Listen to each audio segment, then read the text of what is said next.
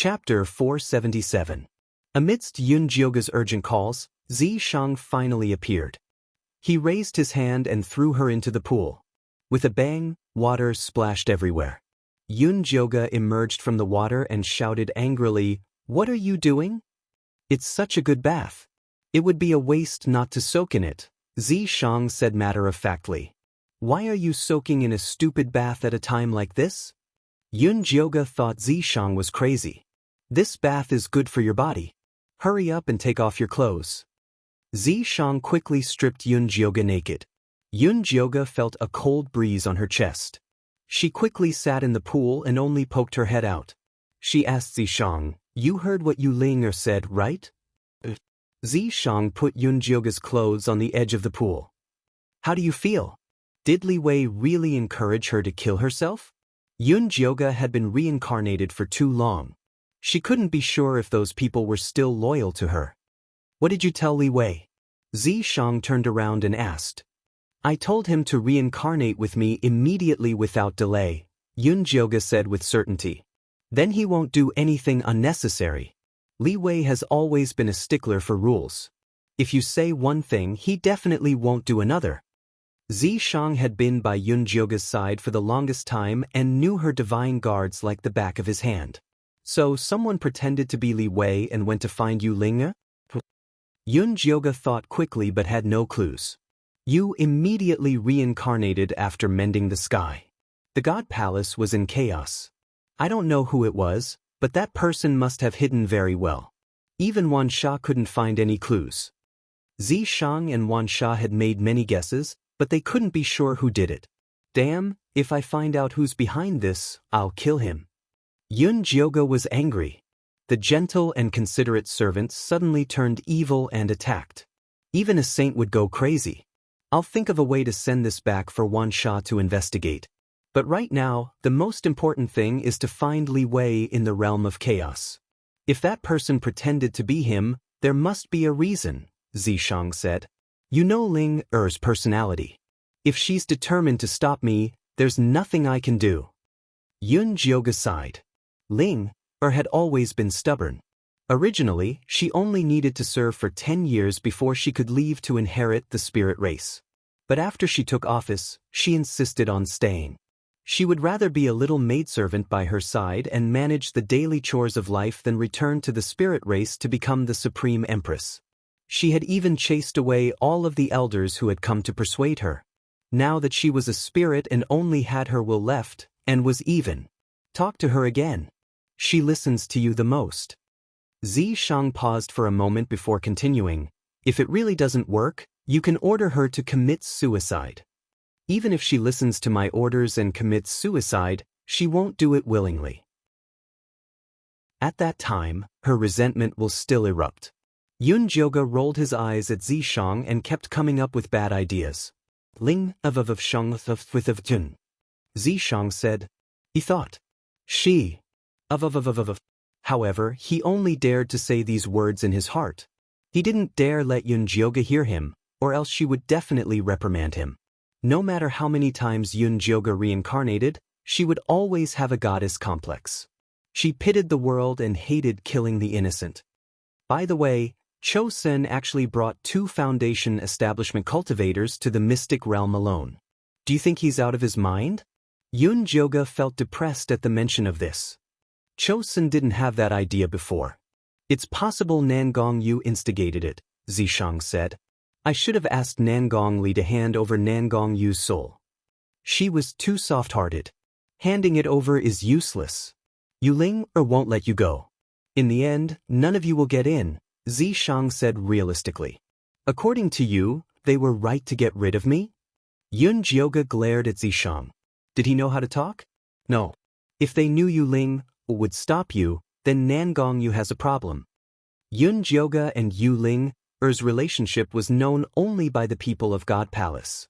How could a regular cultivator like Nangong Yu know? I think so too. Nangong Yu is the token to enter the hidden territory of chaos.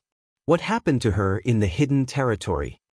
Yun Jioga found that there were more and more mysteries in this hidden territory of chaos. The most important thing now is to find a way to enter the hidden territory. Otherwise, it would be pointless to say anything else. After going around in a circle, they still returned to this topic. Yun Jioga couldn't help but sigh. Just then, Yu Ling's voice came from outside. "Master, are you done?" Zishang immediately slipped back into Yun Jioga's mark. He was determined not to meet Yu Ling. Wait! Yun Jioga just realized that the white medicinal liquid in the bath had turned gray. She used the spiritual water on the outside to clean herself and put on the clothes Yu Ling prepared. The pure white robe looked like it was woven from clouds. It softly clung to her body.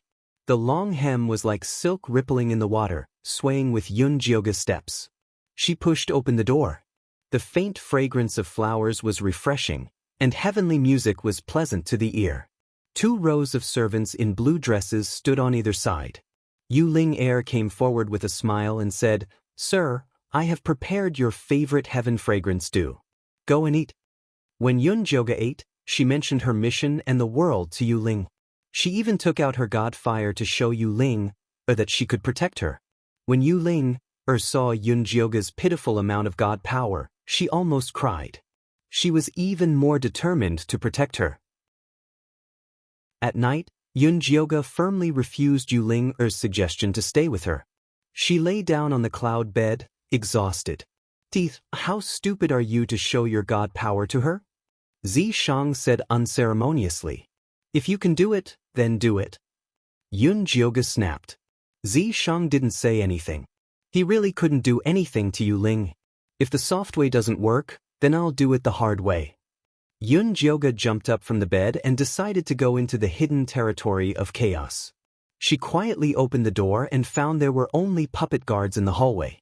She stealthily walked toward the god temple. The god temple was beautiful and spacious. There was only one statue in the main hall, and top-level spirit incense was placed under it. The statue was carved from white jade. It looked similar to Yun Jioga, but the temperament was completely different.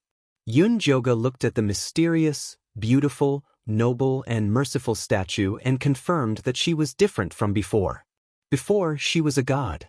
Now, she was a human, and a human with mediocre power. But no matter what, she still had to carry the responsibility on her shoulders. Yun Jioga pulled herself together and started to search for the secret door. She finally found the mechanism under the statue. The secret door opened, revealing a dark passageway. Chapter 478. Yun Jioga walked in without hesitation. He saw that the dark walkway was filled with black death air. It was a stark contrast to the beautiful temple. At the end of the walkway was the entrance to the secret place. A disgusting smell wafted into his nose. There was a mirror at the entrance of the secret place, and it reflected a horrible scene. There were thousands of miles of white bones. It was like hell on earth. This is not a secret place, it's a place of death. Yun Jioga reached out to touch the mirror but found nothing. This is just a small part of the secret place. If you want to go in, you must find the real entrance, Zishang said from inside Yun Jioga's mark. Where is the real entrance? Yun Jioga opened his spirit eye and looked around, but there was nothing. Only Yu Ling knows the real entrance, and only she can open it. He was powerless. I thought you could do anything. Yun Jioga noticed that Zishang was very careful around Yu Ling. He didn't even dare show his face. That depends on the situation. Unless I kill myself and become a spirit body, then I can fight her. The curse and the devouring power were formed by resentment. After finding Yun Jioga, he had no regrets. It would be difficult to kill himself. In the end, I still need her help. Yun Jioga felt like this was an unsolvable problem. Not good she's here. Just as Zishang spoke, Yu Ling appeared in front of Yun Jioga. At this time, the handsome and beautiful face was ashen like a corpse. Her red eyes stared at Yun Jioga as she angrily and sorrowfully said, "My lord, I have already done this. Why won't you listen to me?" Ling, I have to go to this secret place. Yun Jioga tried to reason with her. But Yu Ling didn't want to listen. "Mister, you have been bewitched. I will not watch you die." After Yu Ling said this, she used the gray silk to bring Yun Jioga back to the room and lock him up. "Yu Ling, What do you mean? Are you going to lock me up? Jioge couldn't believe the once gentle and beautiful Ling would treat him like this. Mister, I am doing this for your own good. One day, you will understand my difficulties. Yu Ling's voice faded away, leaving behind only the gray silk around the room. Angrily, Jioge ignited his divine flame and aimed it at the grayish-white threads. Unfortunately, even after burning layer after layer, she couldn't even burn a hole until her divine power was exhausted. It's useless. You're too weak right now. Xianxia didn't want to hurt Jioge's feelings, but this was reality. *CK. Jioge's chest heaved violently, but he quickly calmed down. Losing his temper wouldn't solve the problem. He had to think of another way. Xianxia, what do you think about me tricking her into not going to the Arcana realm, then leaving this place and finding another passage to enter?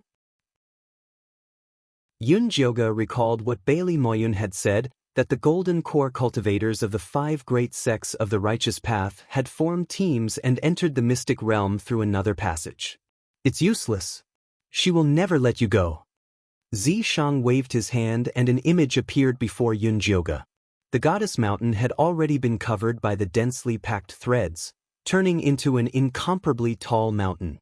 Even if I take you and escape, she will chase you to the ends of the earth. Everywhere she goes, lives will be lost. I'm guessing that the person who encouraged Yu Ling to kill herself would love to see that happen. Although Xianxia didn't know who that person was, he was sure that they didn't have good intentions. Then what do I do? Am I going to be trapped here until I die? Jioge was depressed. There's nothing bad about being trapped here. Yu Ling is best at making medicinal baths to help people train their bodies and also to nurture their souls. If you cultivate here for 10 years, forget Yuanying, you'll be able to reach demigod. Xianxia was giving Jioge hope. If demigod is so easy, then how come there's only one goddess in a few thousand years? Jioge said impatiently. Since we can't get out now, why don't we take care of ourselves? That will be good for you. Xianxia wasn't in a hurry to leave because of this. If Yu Ling was used well, it would be an opportunity for Jioge. Okay then. Jioge sighed. Solving Yu Ling's obsession required time. Now, he had no other choice. The next day, Jioge took the initiative to ask Yu Ling to make a medicinal bath for her. Yu Ling was very excited. She felt that Jioge had thought it through, so she immediately made one for her. Just like this, she soaked for 3 days. Jioge's meridians were unprecedentedly good. In an instant, she entered gold core from the early stage of foundation establishment. It was even faster than wearing the wind and thunder wings. Jioge was very uneasy. Making a powerful medicinal bath required a lot of resources. Yu Ling didn't have enough, so she could only plunder. She didn't know what was going on in the 100,000 mountains. This feeling made her very uneasy. Xianxia, we can't go on like this. We have to find a way to leave. Otherwise, I'm afraid Ling will do something stupid. Jioge looked for Xianxia to discuss. Yu Ling only made a few medicinal baths. What's there to worry about? Xianxia naturally knew that Yu Ling was plundering resources, but he didn't care. In any case, when the calamity arrived, the continent would be destroyed. It was better to give them to Jioge to nourish. In the end, this was what Blue Wave's continent owed her. What do you mean? You also don't want me to go to Primal Chaos secret territory. The more Jioge thought about it, the more she felt it was possible. Previously, Xianxia had always wanted to seal her memory and make her a sweet and innocent girl. I don't. Xianxia had an innocent expression. How could he admit that he was the same as Yu Ling? He wanted to find a safe place to hide Jioge. He didn't want her to sacrifice herself for the common people. It would be strange if I believed you. Sure enough, relying on others was enough. Jioge decided to save herself. The first thing she did was to find an ally. The maids and guards of this divine palace, including Yiyu, Luo Tian, and Junichen, were all controlled by Yu Ling. However, there was an exception, and that was Yiyunji. Yiyunji was Yiyu's corpse. Because of her ugly appearance, Yu Ling didn't like her. So, she was placed outside the divine palace. However, she wasn't forbidden from entering or leaving the divine palace. Yun Jioge was looking for an ally. Everyone thought that Yi Yunji's consciousness had already dissipated. However, Yun Jioge could use the world spirit heart to attach a part of her soul to see what was happening outside. Yun Jioge didn't even tell Zishang about this. When she was soaking in the medicinal bath, she used the power of the world spirit heart to secretly attach herself to Yi Yunji. Because Yi Yunji had the aura of the shrine, when Yun Jioge controlled her to leave, those white threads didn't have any reaction. At this moment, Goddess Mountain was already occupied by endless gray threads. It took Yun Jioge some time to leave. When she left Goddess Mountain and walked outside, she was stunned by everything in front of her. Chapter 479. Yun Jioge looked around in shock, only to see 10 miles of withered yellow land without a single blade of grass growing. The brown soil was exposed. It was like a completely different world from before. What had Yu Ling done? Yun Jioge felt very uneasy and decided to find someone to ask. He flew toward the Black Orchid Valley. The most eye-catching building of ice and stone in the valley had already been leveled to the ground. At the foot of the mountain, there was a huge bonfire made of peach wood branches. Above the bonfire were numerous Miao people whose bodies were half petrified. They piled up in layers, their eyes filled with despair and fear. "Sister, I don't want to die, please don't burn me." At the top of the pile was Wuya. Her lower body was already petrified, and her upper body was tied up with ropes. She kept begging Black Orchid to let her go. "Sister, I'm sorry." The once high-spirited Black Orchid's eyes were now red and her face was green. She looked ragged and tired. She stood in front of the bonfire with a torch in her hand and said to Wuya in pain, "The curse has begun to spread. The ice stone can no longer suppress the curse. If I don't burn you to death, the curse will only get worse. Sister, please don't hate me. I have no choice." Black Orchid cried as she said this, then ruthlessly threw the torch towards the fire.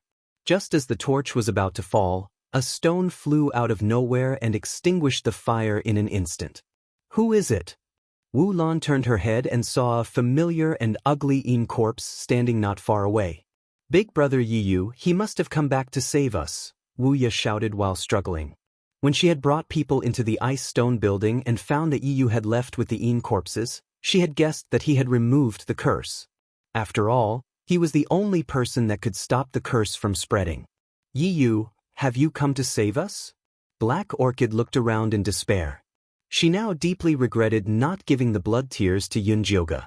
Now that the treasure was gone, her sister and her followers could not be saved. If she was given another chance, she would not hesitate to give up the treasure. Yun Jioge said nothing.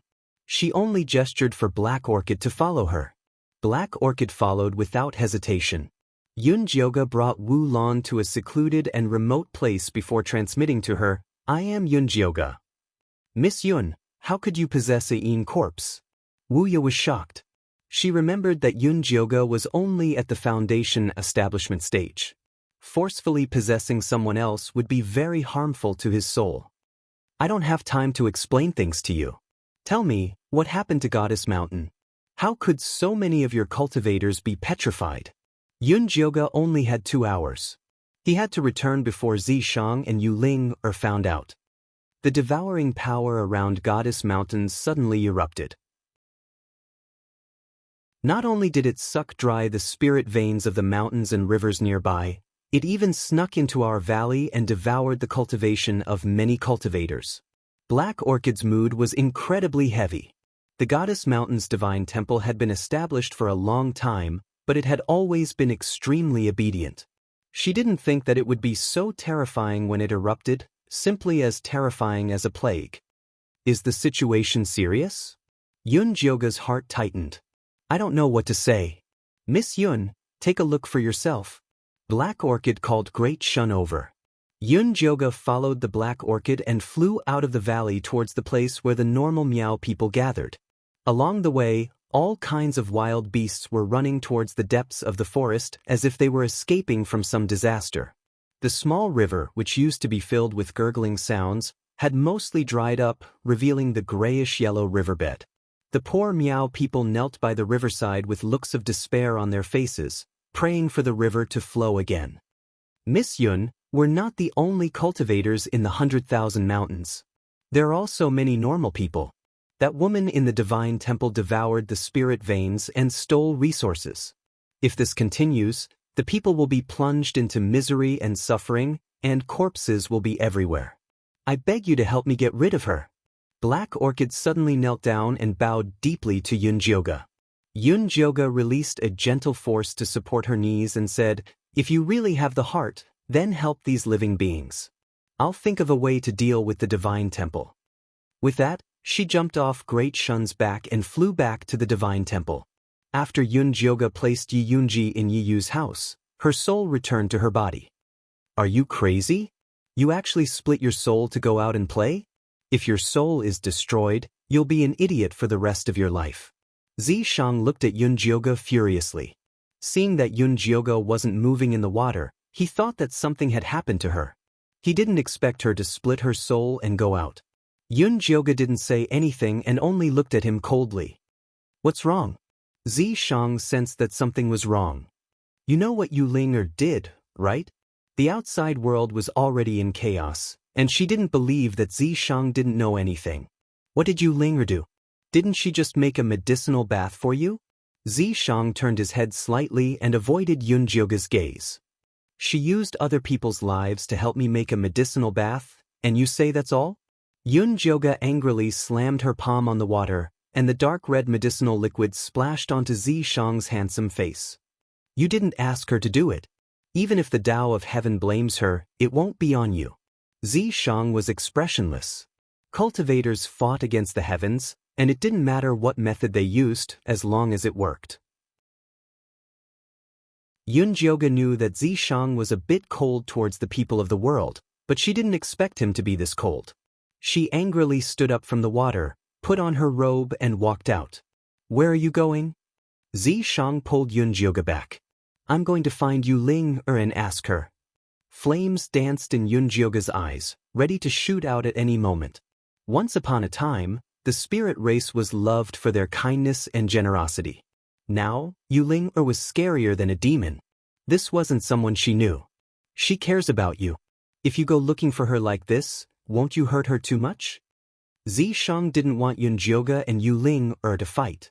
"I don't know what happened to make you all so cold and cruel, but don't say that you're doing it for my good. I don't want you to disgust me." Yunjioga stared at Zishang and said word by word. Zishang's heart shook, and he didn't dare stop her. He could only watch as Yunjioga left the hall. When Yunjioga found Yu Ling, she was making a spiritual liquid in the alchemy room. The walls of the alchemy room were filled with thick, transparent tubes that were filled with the spiritual power of the mountains. This spiritual power was the foundation of all things. Only the spirit race who had mastered spiritual power could extract it. "Mister, why are you here?" Yu Ling put down the spirit bottle in her hand and looked at Yunjioga with surprise. "Congratulations, mister. Your cultivation has increased again." Yunjioga realized that after soaking in the medicinal bath, he had reached the middle stage of the golden core stage. This kind of speed was shocking. Chapter 480. The legends say that the power of mountains is the best way to increase cultivation. It is true. Yu Ling looked at Yunjioga with satisfaction. She was glad she was a spirit race. This way, she could help master quickly increase cultivation. No one else could do this, not even the so-called strongest Emperor Zishang. "Who did you hear this from?" Yunjioga asked. That person had clearly misled Yu Ling. Yu Ling froze. She frowned and thought for a moment. In the end, she shook her head. "I don't remember. I think I heard someone talk about it when I was in the God Palace, but I don't remember who it was." She had turned into a soul. Other than her loyalty to Yunjioga, many things had disappeared with time. Yunjioga felt sad. She guessed it was the person pretending to be Li Wei who had misled Yu Ling. Though Yu Ling had done this because she had been tricked, Yunjioga could not forgive her. "Take these things apart." Yun-Jyoga pointed at the tubes that were sucking out the power of mountains. Why? Yu-Ling refused. She had spent a lot of effort to make these tubes. It would be difficult to make another set. Yu-Ling, do you think you are helping me? You are harming me. Yun-Jyoga's eyes were filled with anger. What is it? Is there a problem with the medicinal bath? Impossible. These are prescriptions I have carefully designed. They should be good for your body. Yu-Ling was very confident in her prescriptions. Good for my body, but what about my heart? Yun-Jyoga looked at Yu-Ling and said, You have been with me for hundreds of years. You should know what kind of person I am. If I used the power of mountains to increase my cultivation, would the spirit race still exist? When Yun-Jyoga's mother was pregnant, she suddenly discovered that her daughter had the unique phoenix body. She suddenly had the idea to raise this child into a goddess. Not only did she spend all the resources that the God Palace had accumulated for thousands of years, but she also captured the children of the spirit race and threatened them to suck out the mountain's spirit energy. The spirit race was almost destroyed because of this. It wasn't until Yun-Jyoga grew up that he gave the order to seal off the mountains and return the divine power to the mountains that had suffered. Only then did the spirit race recover. The spirit race has suffered in the past. Why must you inflict the suffering on others? Yun-Jyoga barked. Sir, I just... Yu-Ling's ruddy face turned ashen and her lips trembled. She wanted to explain but was interrupted by Yun-Jyoga. I know you are doing this for my own good, but this is not what I want. Destroy the tube and restore the power of the mountains and rivers. No. Yu-Ling gritted her teeth and stubbornly said, I am the one who absorbed the power of the mountains and rivers. Even if there is a divine punishment, it will only fall on me. As long as you are well, Ling has no regrets. An obsession was an obsession because it could not be removed. Even Yu-Ling herself could not remove it. Yun-Jyoga finally gave up on trying to reason with Yu-Ling Yu-Ling who used to be magnanimous and reasonable, was already dead. What was left was only her devil-like obsession. Since there was no way to convince him, he could only use forceful methods. Ling from the moment you chose to kill yourself, you have given up the right to follow me. Go where you belong. Yun-Jyoga's hand emitted a golden godfire. The holy light covered the entire place. The faint golden light contained a terrifying and dangerous power. The grand and majestic god temple turned to dust, revealing the curse's instinct to devour. Yu-Ling's body floated in the air. Her gray eyes looked painfully at Yun-Jyoga and said, Sir, do you want to kill me? It is not that I want to kill you. You have already killed yourself. Yun-Jyoga sighed and flicked his finger. The golden godfire flew towards Yu-Ling. No, I don't want to die. Yu-Ling's hair stood up. Gray death marks snaked down from her forehead to her entire body. The wild curse's devouring power surged. The entire goddess mountain was shaking. Endless gray threads blocked Yun-Jyoga's godfire in the air. The golden light gradually dimmed. Yun-Jyoga's expression did not change. He kept sending spirit power into the godfire. Seeing the horrifying Ling in her darkened state, she was even more determined to destroy her at all costs. Otherwise, before the catastrophe arrived, Yu-Ling would have pierced through the azure-tide continent. Sir, Yu-Ling also felt Yun-Jyoga's murderous intent. She had sacrificed everything for Master, abandoning her life and her clansmen, only to receive Master's merciless killing intent. She was not willing. Yu-Ling's resentment was getting heavier and heavier. The grayish-white threads started to turn black, as if they were dyed by ink. They even darkened the sky of Goddess Mountain. The billowing resentment condensed into black clouds in the sky. Countless lonely souls and wild ghosts were trembling and howling in the clouds. It was as if a catastrophe was coming to the entire 100,000 mountains. The ordinary Miao people thought that the deity was enraged and was going to bestow punishment, and all of them prostrated on the ground trembling. The flying insects, birds, and beasts flew around in panic, but they couldn't find any safe place at all. Black Orchid was standing guard by the fire. Although she had Yun-Jyoga's guarantee, she did not dare to release her cursed clansman and sister. When she saw the resentment clouds on top of Goddess Mountain, An expression of extreme fear appeared on her face. Although she wanted Yunjioge to deal with the demoness, it was definitely not a situation where both sides would suffer. Otherwise, even if Yunjioge could kill the demoness, 100,000 mountains would be destroyed, and they wouldn't be able to survive. As the wind and clouds changed color, Yunjioge floated in the sky, her clothes fluttering in the wind. Although the divine fire on her fingertip was weak, there was no sign of it being extinguished. She kept advancing towards Yuling. Yunjioge knew that Yuling was very wronged, very sad, and very angry. But other than destroying it, she had no other way to resolve it. At this moment, a purple spear whistled through the clouds.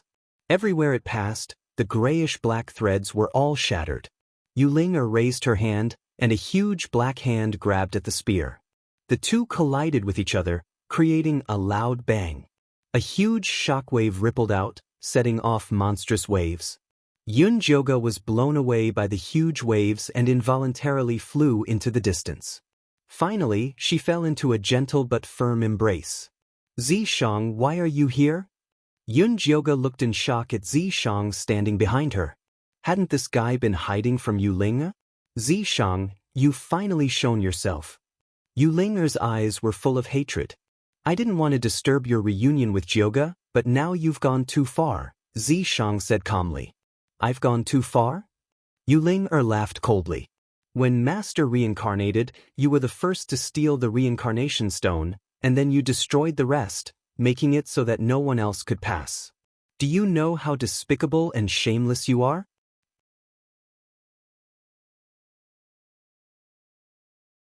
Chapter 481. Yes, I am despicable. If it was you, you wouldn't be any better. Zishang had to admit that he was such a shameless demon. When Yunjioge had reincarnated, the God Palace had prepared 10 reincarnation stones. He had rushed in first to take the stone and then destroyed the other 9. He wanted to take Yunjioge while he was reincarnating. He was very happy that he had done it. My loyalty to Master can be seen by the sun and the moon. A despicable person like you can't compare. Yuling shouted. Your loyalty is to fight against Lady Goddess? You've really broadened my horizons. Zishang laughed coldly and said proudly, no matter how despicable I am, at least I always listen to her. You, on the other hand, dared to attack the goddess. If this was the God Palace, you would have been skinned and your tendons pulled out. I did not. Yuling screamed. Her resentment exploded and dyed the gray threads of the curse black. Stop talking. Yunjioge couldn't help but pull Zishang. She finally knew why Zishang hadn't come out before. He was a disaster. As soon as he came out, he made Yuling go crazy. Don't worry. I know what I am doing. Zishang patted Yunjioge's hand and then said to Yuling, you say you are loyal to Master, but you can't even give her what she wants. What right do you have to stand next to her? The most important thing to Master is the Sun of Life. Can you afford it? Yuling said with disdain. If you could, you wouldn't be like this. You are wrong. I have already given her the Sun of Life, Zishang said shamelessly. Zishang boasted shamelessly. Not only was Yuling shocked, but even Yunjioge was shocked. Sun of Life? What the hell was that? Was it the egg in her stomach? Impossible. Yuling denied it. Back then, Yunjioge had been obsessed with the Sun of Life. All the elite men of the races had filled up the harem. Yunjioge's status was so high that he couldn't pamper them all. Yuling had taken people to test them and used their life essence to cultivate. But she had never succeeded. That's right. When did I get pregnant? Why didn't I know about it? Yunjioge could not help but send a voice transmission to Zishang. No one knows what the Sun of Life looks like. All they know is that it will crawl out of your stomach. If you say the egg in your stomach is the Sun of Life, no one will doubt it, Zishang replied firmly. You want me to lie to her? Yunjioge was enlightened. Do you have a better idea? Zishang asked. All right. Yunjioge made up his mind. She did not want to fight with Yuling. It would be best if they could settle this peacefully. When he thought of this, Yunjioge decided to join forces with Zishang to lie. She touched her flat belly and said to Yuling, Yes, I am pregnant. I don't believe it. Yu Ling widened her eyes. You can take a look if you don't believe me. Yun Jioga bit the bullet and said. Yu Ling stared at Yun Jioga's abdomen. She saw a small white egg inside. Under her body was the soft red carpet made from her tears of blood. Is this the sun of life? Yu Ling looked at the white egg. She looked like she was crying and laughing at the same time. She had tried so hard to help Yun Jioga achieve something she could not. Xianxia had easily succeeded. Everything she had done was so laughable. What obsession? What protection? It had all become a joke. Yu Ling you should know about the goddess's divination. As long as she is pregnant with the sun of life, she will be able to save the world. Now that the goddess has gotten what she wanted, you are stopping her. You are not helping her, you are harming her. Xianxia continued to press on. Every word he said hit Yu Ling's heart. So, this is all my fault? Yu Ling's body flickered between white and black. Yun Jioga could not help but feel nervous. Whether or not she could succeed depended on this moment. If Yu Ling continued to be evil, they would have to fight to the death. That was not something she wanted to see. Just then, Xianxia added, Yu Ling, I know you want to stay and protect the goddess. There is a way to make up for your mistake. What is it? Yu Ling looked at Xianxia. I heard that the spirit race has a secret technique that can transform spirits into protective threads. Xianxia said calmly. Xianxia. Yun Jioga interrupted Xianxia. He was going to turn Yu Ling into dust and scatter her soul. Okay. Yu Ling nodded and smiled sadly at Yun Jioga. Sir, I was wrong this time. Please do not be angry. Ling, you can still reincarnate. Come find me again. Yun Jioga did not want to see Yu Ling disappear forever. If I reincarnate again, I will not be Yu Ling. Sir, let me accompany you for the rest of your days. Yu Ling smiled and closed her eyes. Her body began to dissipate, turning into specks of starlight. They all merged into the curse and the devouring threads. Finally, they condensed into a pale gold thread like moonlight that fell onto Yun Jioga. The resentful clouds dissipated. Golden sunlight pierced through the clouds and illuminated the entire 100,000 mountains. The statues of the 5 poison sect fell to the ground, revealing the people with blank faces. Chun Sanyong found her ball of thread lying on the ground. She still did not understand the situation. Wu Lan found the lime on her sister's body falling off and quickly helped her down from the fire. Spirit power returned to the mountains and rivers. The river surged again. The Miao people cheered. The fish, insects, birds, and beasts also shouted happily. Yun Jioga looked at the pale gold thread wrapped around her hand with a complicated expression. This is the sky-level spirit thread condensed from Yu Ling's soul power. After you put it in your dantian, it will be of great benefit to your cultivation, Xianxia said softly. Didn't you think of all this a long time ago? Yun Jioga looked up at Xianxia. This is the best ending for her. Xianxia did not deny that after he found out Yu Ling had become a spirit, he had been thinking of turning her into a sky-level spirit thread. Despicable! Yun Jioga scolded fiercely. She could not feel any hatred. After all, everything Xianxia did was for her. Thank you for the compliment. Xianxia did not hide his despicable and dirty heart. As long as he could make Yun Jioga stronger, no matter how despicable he was, it would not be too much. Yun Jioga was too lazy to talk to him. She put the moon spirit thread back into her dantian and turned to look at the collapsed temple. She saw Yi Yunji helping Yi Yu climb out. Young miss, what happened? Yi Yu climbed out of the ashes and looked around with a dazed expression. He was shocked to find that he was already at the middle stage of foundation establishment. He only remembered that after he left the valley with the Een corpses, he was caught in a gray net and dragged away. He did not remember anything after that.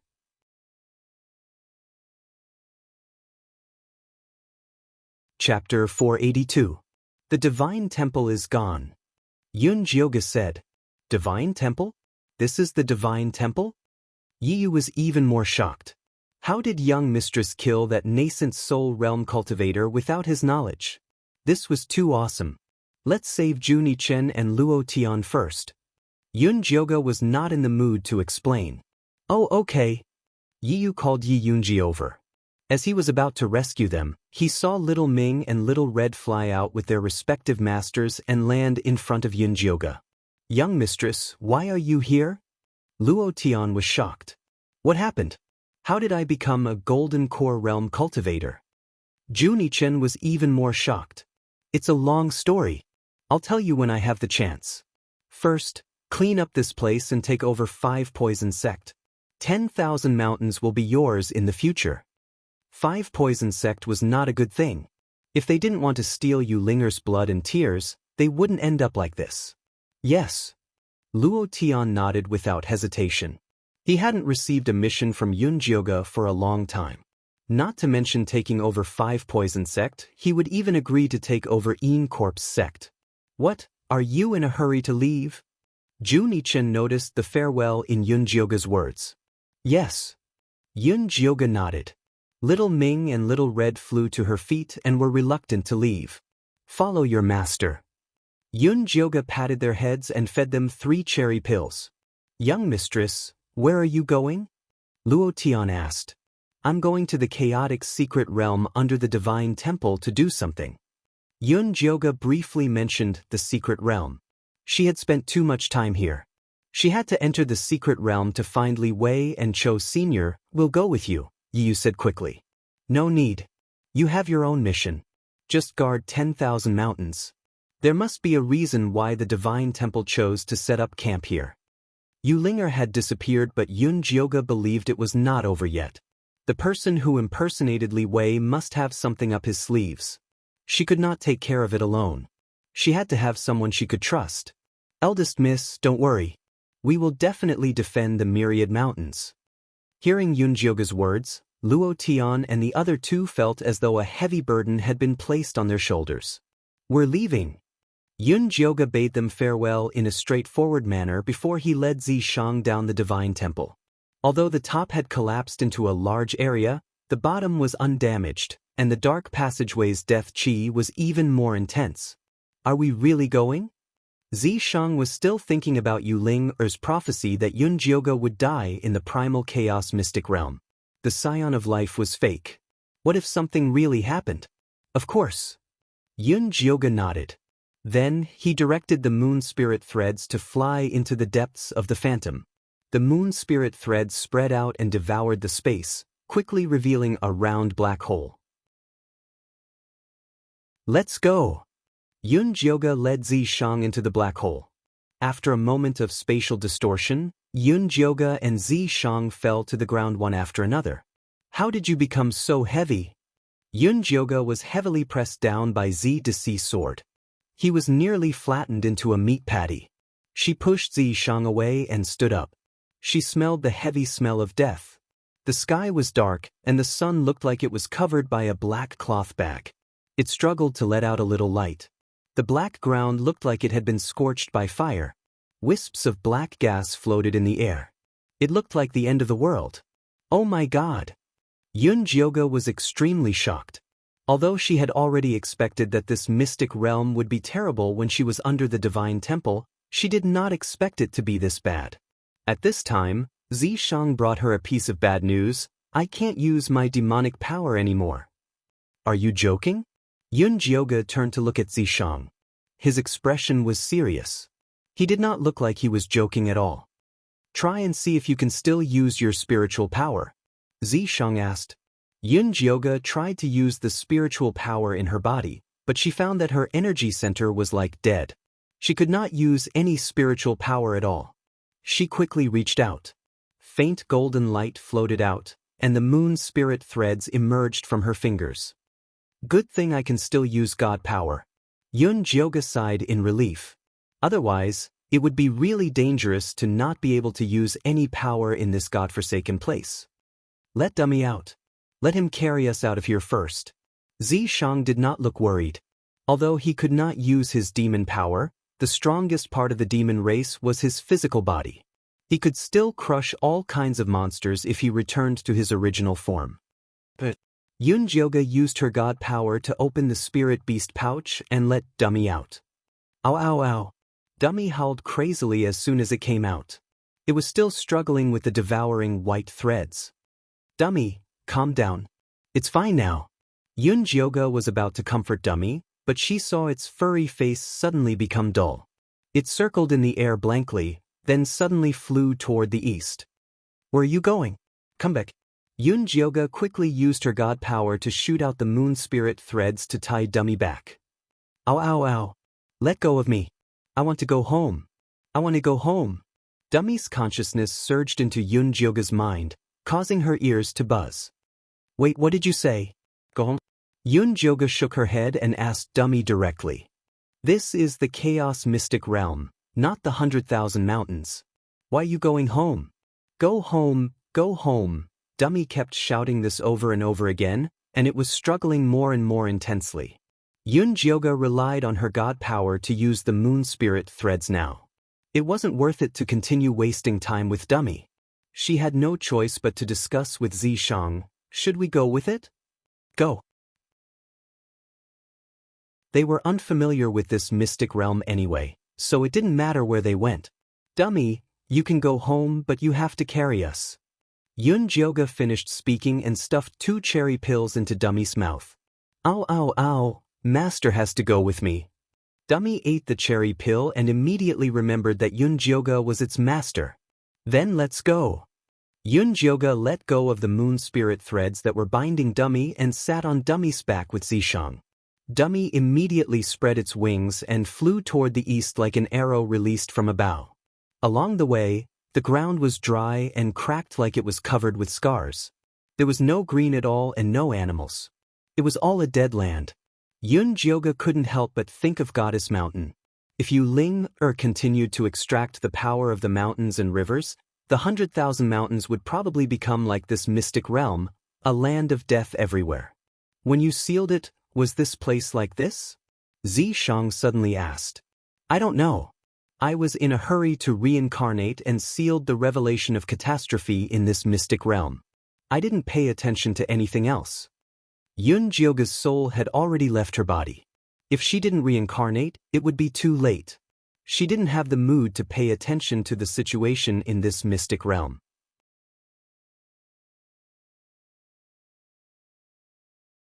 Chapter 483. At that time, Yunjioga thought that after she reincarnated, she could contact the people of the God Palace through Li Wei and ascend to the position of goddess again. With the power of the Divine Palace, any secret realm would be a small problem. Unfortunately, the world is unpredictable. She took a wrong path in her reincarnation. When she came back, Li Wei was gone. All her plans changed. I'm afraid this arcane realm wasn't born like this. It's a land of death that was formed later on. Keep your divine power safe and don't use it unless it's absolutely necessary. Zishang had a feeling that this arcane realm was not as simple as it seemed. Okay, I got it. Yunjioga also discovered that although her divine power could be used in this mystic realm, it consumed a lot of energy and took a long time to recover. Just binding Dummy just now had used up 1% of its divine power, and it still hadn't started to recover. You don't have to worry too much. Although I can't use my demon power, I can still protect you. Zishang then told her about his demon body. I've known for a long time. Yunjioga dual cultivated with Zishang every single day, so how could he not know the condition of Zishang's body? Although she hadn't seen Zishang's true form, she was sure that he was very powerful. Therefore, she wasn't too worried about her safety. She was worried about something else. Cho Sen and the others shouldn't be able to use their spiritual power in the mystic realm. I wonder how they're doing now. Although the 3 of them had abandoned her, Yunjioga was still worried about their safety. To be exact, he was worried about the 2 goo worms, Xiao Ying and Xiao Tao.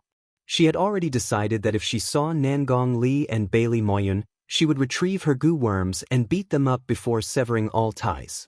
Since they dared to abandon you and enter the pocket dimension, they must have something up their sleeves. You don't have to worry about this. I believe that Nangong Yu will be able to solve this problem very well. As Zishang spoke of Nangong Yu, a cold light flashed across his face. That woman must have some sort of secret. Just as the 2 of them were chatting, Dummy finally flew away from the land of death and came to a sparse grassland. The grassland that should have been lush and verdant was now mottled as if it was suffering from diarrhea. There was very little yellow-green grass, and most of the land was brown and dry. Occasionally, there would be a few puddles, but not a single river or stream could be seen. "Dummy, where is your home?" Xianxia could not help but ask. After flying for 2 hours, no matter how fat it was, its stamina was still limited. "Oh," Dummy responded weakly, but he didn't say where his home was. Xianxia suspected that Dummy's brain had gone haywire to create a virtual home, so he coaxed it. "Dummy, you must be tired after flying for so long. Why don't we take a break?" Dummy refused. "I still have a lot of cherry pills and spirit water here.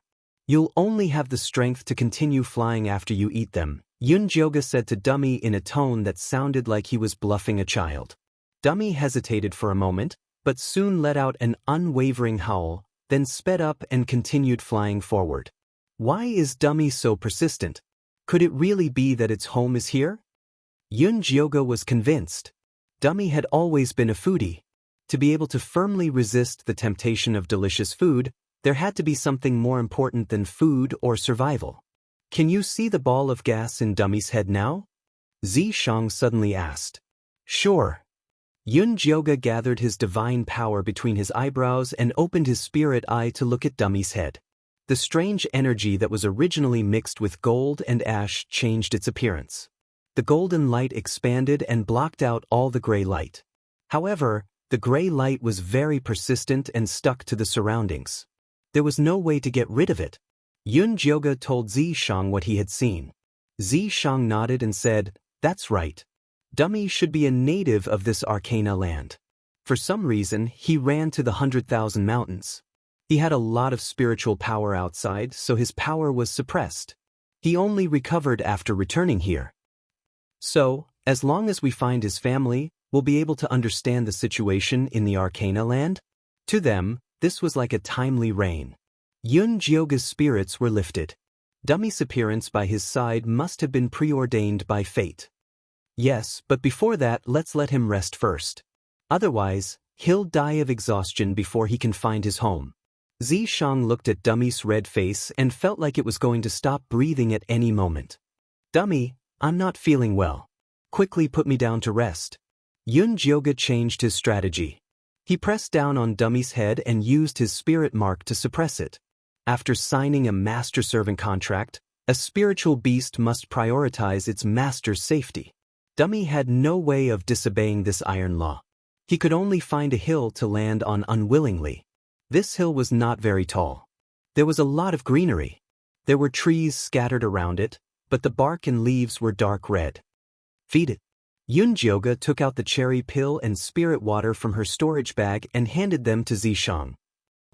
Xianxia frowned. He had never raised a spiritual beast before, and he did not like it. "I still need to organize the storage bag." Every time she opened the storage bag, she needed divine power. It was too wasteful. She had to organize some of the commonly used items. All right. Xianxia took the pill and spirit water and began to feed Dummy reluctantly. Dummy did not resist. Instead, it ate quickly. It seemed like it wanted to leave as soon as possible. "Pill, food, water." Xianxia muttered as she took out the items she needed. Although Golden Core cultivators could not eat, they could not use their demonic power and spiritual power. It was better to take out some as backup. After preparing the necessities for survival, Xianxia took out the evil sword. The last time she saved Shirley, the evil sword had been devoured by sea. It was now a piece of scrap metal. However, the material of the evil sword was very good. It was still extremely sharp. It could be considered a divine weapon among ordinary iron. It should be useful to keep it. Ow, ow, ow. After Dummy quickly finished the cherry pill and spirit water, it shouted at Xianxia. "Are you ready? Let's go." Wait a little longer. Xianxia was considering whether to release Fei Fei and the treasure-seeking scorpion from the spiritual beast bag. "Ow, ow, ow. Hurry, hurry, hurry." Dummy began to urge her. After returning to this mystic realm, Its ability to express itself had improved a lot. Yunjioga's ears were starting to suffer. Alright, let's go now. Yunjioga decided not to release the spiritual beasts. One dummy was noisy enough. Adding Feifei would definitely make her ears explode. Yunjioga carried the bag and was about to climb onto Dummy's back. Zishang suddenly hugged her and rolled to the side. Then, a black arrow whistled through the air toward Dummy.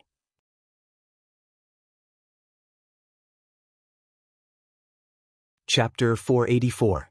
Dummy instinctively opened its mouth and spat out a flame to knock the arrow away. Then it looked around in anger. Who is it? Yunjioga stood up and realized there were many people lying in ambush around the hill. No, to be exact, they weren't just humans. These people only had a piece of animal skin around their waists. Their naked bodies were the same brown as the earth. It was hard to tell where they were when they lay on the ground. They looked like humans, but the thick tail behind them looked like lizards. Were they demons? Yunjioga asked Zishang with his eyes. Zishang shook his head and said silently, Beastmen.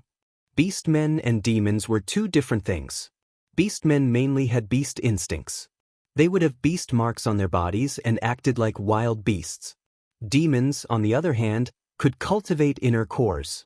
They had the possibility of becoming demon immortals. They were much more advanced than beastmen. Lady, don't be afraid. We'll save you after we kill this damned birdman. A clear voice came from the tree. It wasn't the common language of the Zhanglan continent. It was a very stiff and strange language. Fortunately, Yunjioga activated his talent of the spirit of speech after putting away the demonic cauldron. He could naturally understand them. Yunjioga looked in the direction of the voice and found a leopard youth on a big tree in the distance. It had fluffy brown hair, round ears, deep facial features, wheat-colored skin, and faint golden spots on its face and body. It wore a piece of cloth around its waist and had a long tail behind it. Wait, are you misunderstanding something? This is my spirit beast mount, not some birdman, Yunjioga said loudly. Your mount? The leopard youth stilled and then shouted, You must have been tricked by it. It's not a mount. It's the prince of the eagle race, Ling Fei. Lady, among the beastmen, only Ling Fei can completely transform. He's also very fat.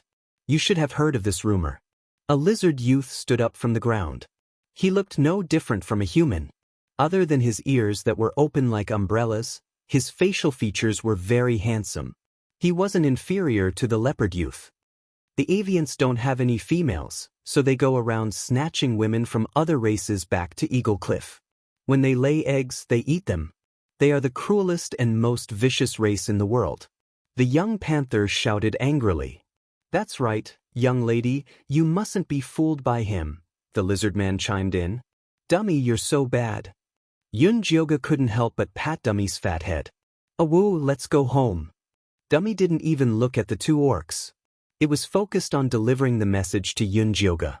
Go home with Dummy first, Zishang said to Yunjioga telepathically. These beastmen aren't good people either. Why do you say that? Yunjioga asked curiously. She felt that these beastmen were quite nice. At least they were willing to save her, a woman they had never met before. Look at their eyes carefully. They are full of hunger and greed. It is probably one of their traditions to bring women back to lay eggs and eat them, Zishang said. Yunjioga then looked at the other lizard men lying on the ground. These lizard men were different from the two who had just spoken. They were rational and handsome. They looked more like wild beasts. Their bodies were thin and dry, which was the result of long-term starvation. They looked at Zishang and Dummy with greed and desire in their eyes. It was as if they were looking at two big pieces of fat meat. However, none of these lizard men looked at Yunjioga. It was as if she already had a master and could not be offended. If Dummy is really the Eagle Prince, then you can be the master of the Eagle Clan. I believe they will be more reliable than these orcs, Zishang said. Alright, let's go back with Dummy first. Yunjioga made a decision in an instant. She then used her divine sense to send a telepathic message to Dummy. Dummy, let's go. Dummy immediately spread its wings and flew into the sky. Xianxia carried Yunjioga and jumped onto its back the moment it flew. The whole process took only 2 breaths. The orcs surrounding them did not expect them to run away without saying anything. It was too late to shoot arrows. Damn it! The leopard youth was so angry that his tail bristled. If he had known earlier, he would have shot Ling Fei before it ran away and then taken the woman away. It's okay. They must have returned to Eagle Cliff. Let's go back and report to the goddess first. Then, we'll send people to guard the exit of Eagle Cliff. The lizard man was very calm and spoke in an orderly manner. But in that case, the credit will most likely be divided equally. The leopard youth's face was filled with unwillingness. If they could catch that beautiful woman, the reward would be enough for their 2 tribes to live for a long time. Dividing equally is better than losing our lives. You know the situation now. We can't go to Eagle Cliff. The lizard man sighed. It was worth it to be alive now. Alright. The leopard youngster nodded unwillingly. The Arcana land was full of death aura. There were death swamps everywhere. Even the strongest warrior could not pass through safely. They could only rely on the divine power of the oracle. After the leopard youth and the lizard man finished discussing, they quickly retreated down the hill and left in the opposite direction of Yunjioga. At this time, Yunjioga and Xianxia had already arrived near Eagle Cliff on Dummy's back. Dummy didn't know if it was because it was too close to home, but it kept circling in place, unwilling to fly into the black cliff. Why don't we greet them first? Yunjioga asked. Sure. Xianxia nodded.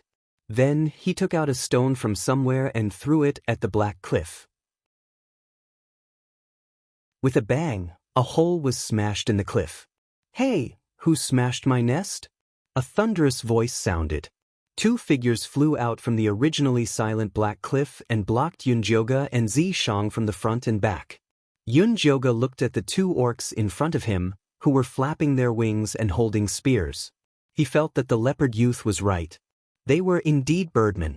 It's a big beauty. The leader was a big man with a messy beard.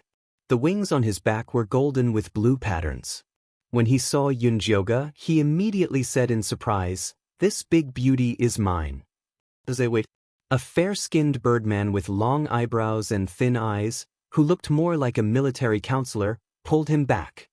He pointed hesitantly at Dummy at Yunjioga's feet and said, "Is this Dummy His Highness Ling Fei? Prince Ling Fei?" Zhe was stunned and carefully looked at Dummy. In the end, he said in shock, "It's really His Highness Ling Fei. His Highness is so awesome. After disappearing for so long, he could still kidnap a beautiful girl back."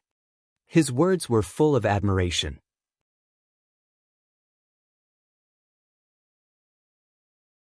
Chapter 485. He decisively pulled Zhe to the side and looked at Yunjioga vigilantly. "I wonder which race this girl is from and where did you find His Highness? You don't need to know which race I am from. All you need to know is that I have signed a master-servant contract with His Highness." Yunjioga was testing their attitude towards Dummy. "Impossible!" Zhe yelled. "How could His Highness sign a master-servant contract with someone else? That's impossible." The military advisor wasn't as excited as Zhe. He looked at His Highness and noticed that his eyes were dull. He was clearly not in a normal state. "Lady, why don't we go into Eagle Cliff?" The military advisor invited Yunjioga sincerely.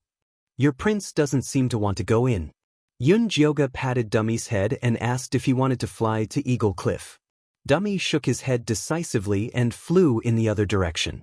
The military advisor and Zhe immediately followed. Dummy flew to a wide cliff not far away, and then landed comfortably in a large round nest. The big nest was covered with a thick layer of smooth white stones. There was even yellow hay on top of it. It looked very comfortable. His Highness made this nest himself. He likes to sleep in it. Zhe looked at Dummy, who was lying in the nest with his eyes closed. He was certain that this was their heartless prince. The military advisor looked at His Highness and smiled at Yunjioga. "I'm Ajun, nicknamed Military Advisor. What's your name, lady? What's your name?" "My surname is Yun. This is my guard, Yizi." Yunjioga gave a simple introduction. "Oh, so it's Lady Yun and Brother Yizi. The military advisor nodded politely. Yun, do we have the Cloud tribe here? Zhe looked Yun Jioge up and down strangely and pointed at Zishang. This brother doesn't look like he's from the Yi tribe. Shut up. No one will think you're mute if you don't speak. The military advisor glared at Zhe. The tower-like Zhe didn't dare make a sound. He shrank to the side and looked very stupid. Miss Yun, how did you find our Royal Highness and how did you sign a contract with him? The military advisor continued to ask. Before I answer that question, I'd like to ask you what's going on with your eagle tribe. I've bumped into a leopard tribe and a lizard tribe on my way here. They didn't seem to have a good impression of you. Yun Jioge skillfully threw the question back at them. 2. It must be the little leopard and big ears. It's one thing for these two to betray our Gulai god and join that god messenger, but they dare to spread rumors about the eagle race. I must kill them. Zhe roared furiously. Jun was rather calm. He explained to Yun Jioge, you're talking about the leopard prince, little flower, and the lizard prince, doll. They're not on good terms with us because of their differences in tribal development. Is that so? Why don't you tell me? Yun Jioge smiled. It was obvious that if they didn't explain things clearly, they wouldn't be able to get Dummy's attitude from him. Actually, everyone in the orc race knows this. There's nothing to hide. The military advisor continued. There were 79 tribes in this chaotic secret realm. In the past, due to sufficient food, everyone lived peacefully without any conflicts. Until more than a decade ago, a black death chi rain suddenly appeared in the secret realm. Those who were drenched by the black rain would quickly lose their lives. Then, the mountains and rivers were polluted. The grasslands became dead. Large amounts of herbivores died. There was less and less food. The competition became more and more intense. Battles kept happening. Wait, tell me precisely more than a decade ago? Yun Jioge remembered that when Li Wei left the Thunder Nation, it was 18 years ago. I think it was 18 years ago. Is there a problem? The military advisor looked at Yun Jioge suspiciously. No problem, you can continue. Yun Jioge shook his head. At that time, Li Wei was probably being hunted by Cho Sen and the others. Did it have something to do with this black chi rain? Yes, because the eagle race can fly, we are better off than the other races. That's why they often come to us for help. However, our abilities are limited. Gradually, there were conflicts, and our relationship worsened. Although the military advisor said it simply, Yun Jioge knew that the conflict must have been very intense. However, she didn't care about that. She was more concerned about how Dummy got out of the secret realm. A month ago, a black whirlpool suddenly appeared in the sky. Prince Ling Fei flew into it when we weren't paying attention. In the end, he never returned. The whirlpool also disappeared. The military advisor couldn't help but sigh. At that time, the eagle race was worried sick. They couldn't find the prince anywhere. In the end, they spent a lot of money to find the best elder in the turtle tribe who was good at divination. The elders said that the prince was no longer in their world. They thought that the prince was dead. They didn't expect the prince to suddenly return. He even brought back 2 outsiders who didn't look like local orcs. A month ago was the time when Nangong Yu brought Cho Sen and the others into the secret realm. That hole was probably a spatial crack left behind when they came in. Dummy, that idiot, was really bold. He actually dared to barge in like that. It would be lucky if he became an idiot. Yun Jioge helplessly looked at Dummy, who was squinting his eyes and lying comfortably on the nest. If he didn't meet her, this fatty would probably live the rest of his life in the outside world. Miss Yun, we're done talking. It's your turn, the military advisor said. You should have already noticed that we aren't from this secret realm. Actually, we came in from the 100,000 mountains outside. Your prince must have injured his brain when he passed through the barrier space. He has already regressed to the instincts of a beast. Yun Jioge tapped her temple. The tunnel that Dummy found was probably just a spatial crack. He was already very lucky that he only became an idiot after passing through it. Miss Yun, do you have a way to help our prince regain his consciousness? The military advisor asked nervously. The prince was very important to them. An idiot couldn't possibly survive in the chaos secret realm. I can only try, but I can't guarantee anything. Although Dummy was much better after returning to the Chaos Secret Realm, Yun Jioga didn't dare to guarantee anything. Miss Yun, as long as you can save our prince, the Eagle race is willing to be loyal to you, the military advisor said seriously. Hey, Jun, if Elder Bai hears this, he will definitely beat you to death, Zhe quickly yelled. The Eagle race had been free for so many years and had never been loyal to anyone. Even in times of difficulty, they didn't yield. Now that they suddenly found a random master, wouldn't they become a joke to the other orcs?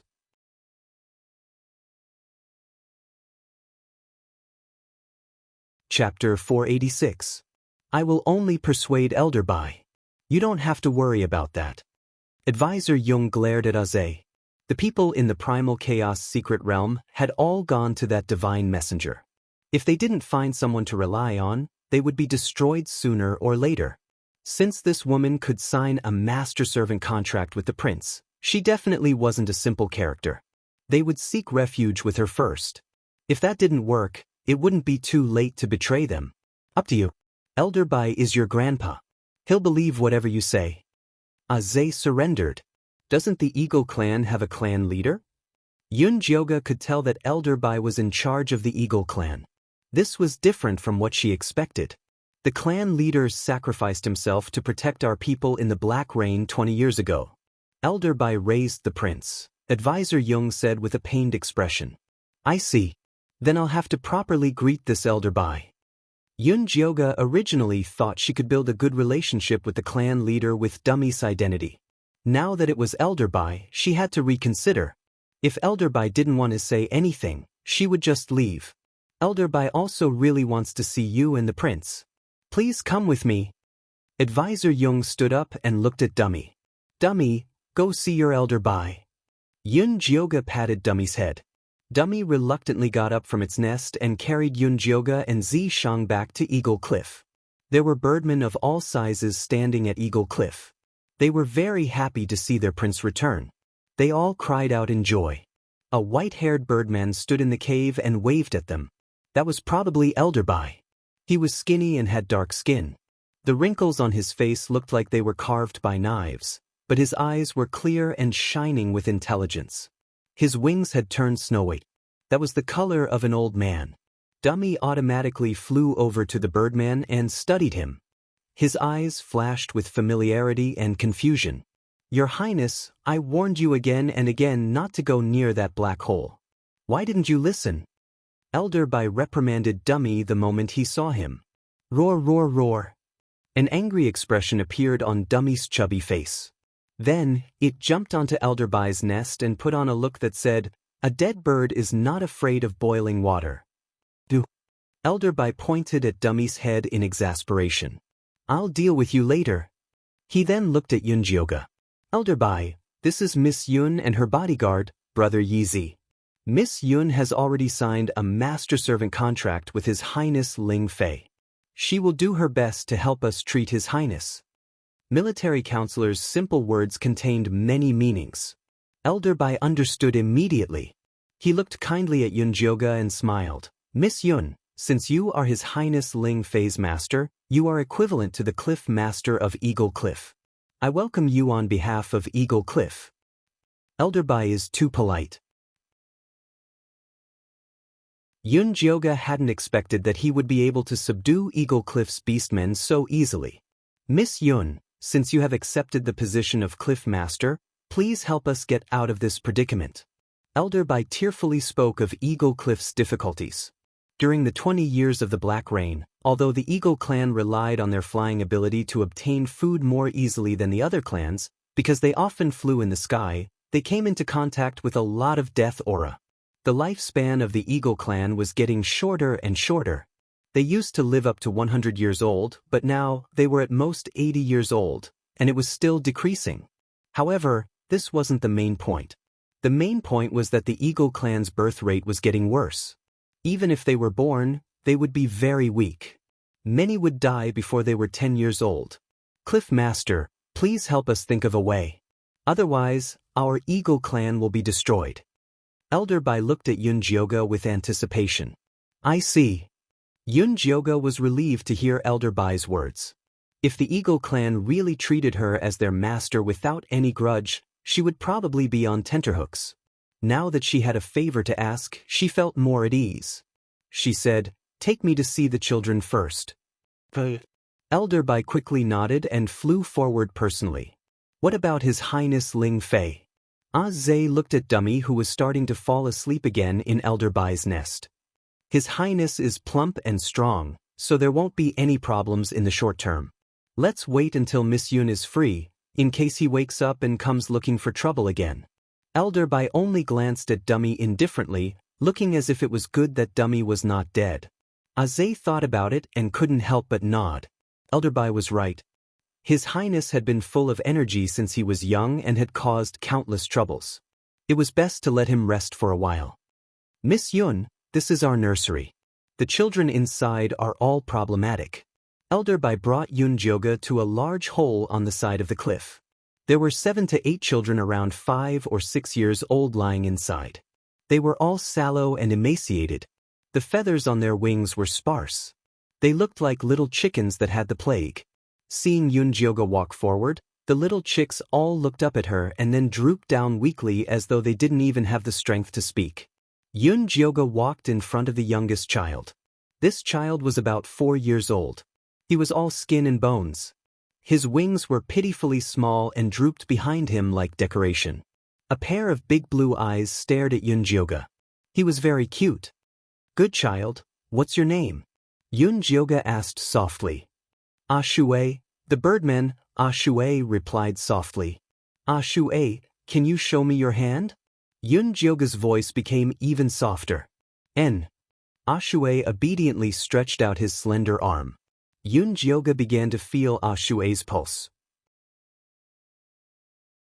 Then, she carefully looked at all the children and frowned. There was indeed some dead air in these children's bodies, but the most serious was a trace of gray air. That strange gray air was very similar to the one in Dummy's brain. It filled the children's organs and inhibited their development. This gray air spread so evenly. It should be formed naturally. If it was the day after, it would have accumulated in a fixed place like Dummy. Speaking of congenital, it could only be brought out of the womb. "Miss Yun, do you see anything? Can we children still be saved?" Elder Bai stared at her and asked hopefully. "These children have some congenital deficiencies. It should be a problem brought out of the womb. Where are their parents? I have something to ask them." Jioga planned to investigate before telling the Eagle people about the gray air. "Wait a moment." Elder Bai turned and ordered Zhe, "Call Hui over." Zhe immediately flapped his wings and left the cave, flying towards the other side of the cliff.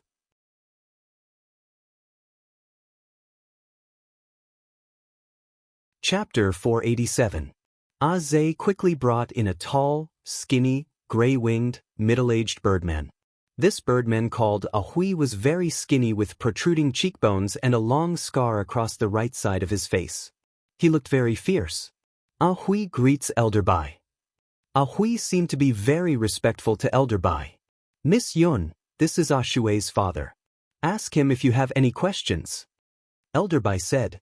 "Where's Shui's mother?" Jioga realized that he hadn't seen a single female in all this time at Eagle Cliff. Was she really eaten after giving birth? She passed away in childbirth. Although Hui's voice was cold, his eyes flashed with real pain. It could be seen that he still had feelings for his wife. "Sorry." Jioga lowered his voice and asked, "Then do you remember what your wife ate when she was pregnant with Shui?" Hui nodded and said, "Her appetite was very bad and she didn't want to eat anything. I specially went to Blue Water Lake to find the freshest gaga grass for her. Later on, her appetite gradually improved. She ate mountain spiders, bamboo rats, long snakes with us. The number was as clear as ash." The more Jioga listened, the more speechless he became. These things didn't sound nutritious. How could a pregnant woman eat this every day? Hui very sensitively noticed Jioga's thoughts and said with some anger, "This was the best I could find. Many pregnant females didn't eat as well as she did." That's right, Hui was a hunter. It was winter then and food was very difficult. A few elders in our tribe almost starved to death. Elder Bai sighed. Their eagle tribe was the king of the sky, but they couldn't let their people survive the cold winter. What a shame. Okay, can you show me the food? Yun Jioga corrected his wrong thoughts. This wasn't the rich 100,000 mountains but a barren land ravaged by death chi. Finding food here was probably harder than ascending to heaven. We have stock in our warehouse. I'll show you. Elder Bai brought Yun Jioga to the Eagle tribe's warehouse. The warehouse that was opened up in the cliff was very big and very cold. However, there was too little food, so it looked very empty. Last winter, the snow came very quickly. We almost couldn't make it because we weren't prepared enough. That's why we started preparing supplies early this year. These are the foods specially prepared for pregnant women. Elder Bai opened a big wooden box. Inside, there were dried spiders, poisonous snakes, field mice, and other things. Yun Jioga's face couldn't help but twitch. Could such a small amount of food fill his stomach? It seemed that the survival of the beastmen was much more difficult than she had imagined. These are the food that our eagle tribe often eats. Also, this gaga grass is especially loved by pregnant women. It only grows in the Naga tribe's territory near Blue Water Lake. Every time we go there, we have to fight them to get it. Elder Bai took out a handful of sugarcane like black grass as if he was presenting a treasure. Yun Jioga took it and smelled it. Then he broke it off and tasted it. There was a hint of fishy smell in the sweetness.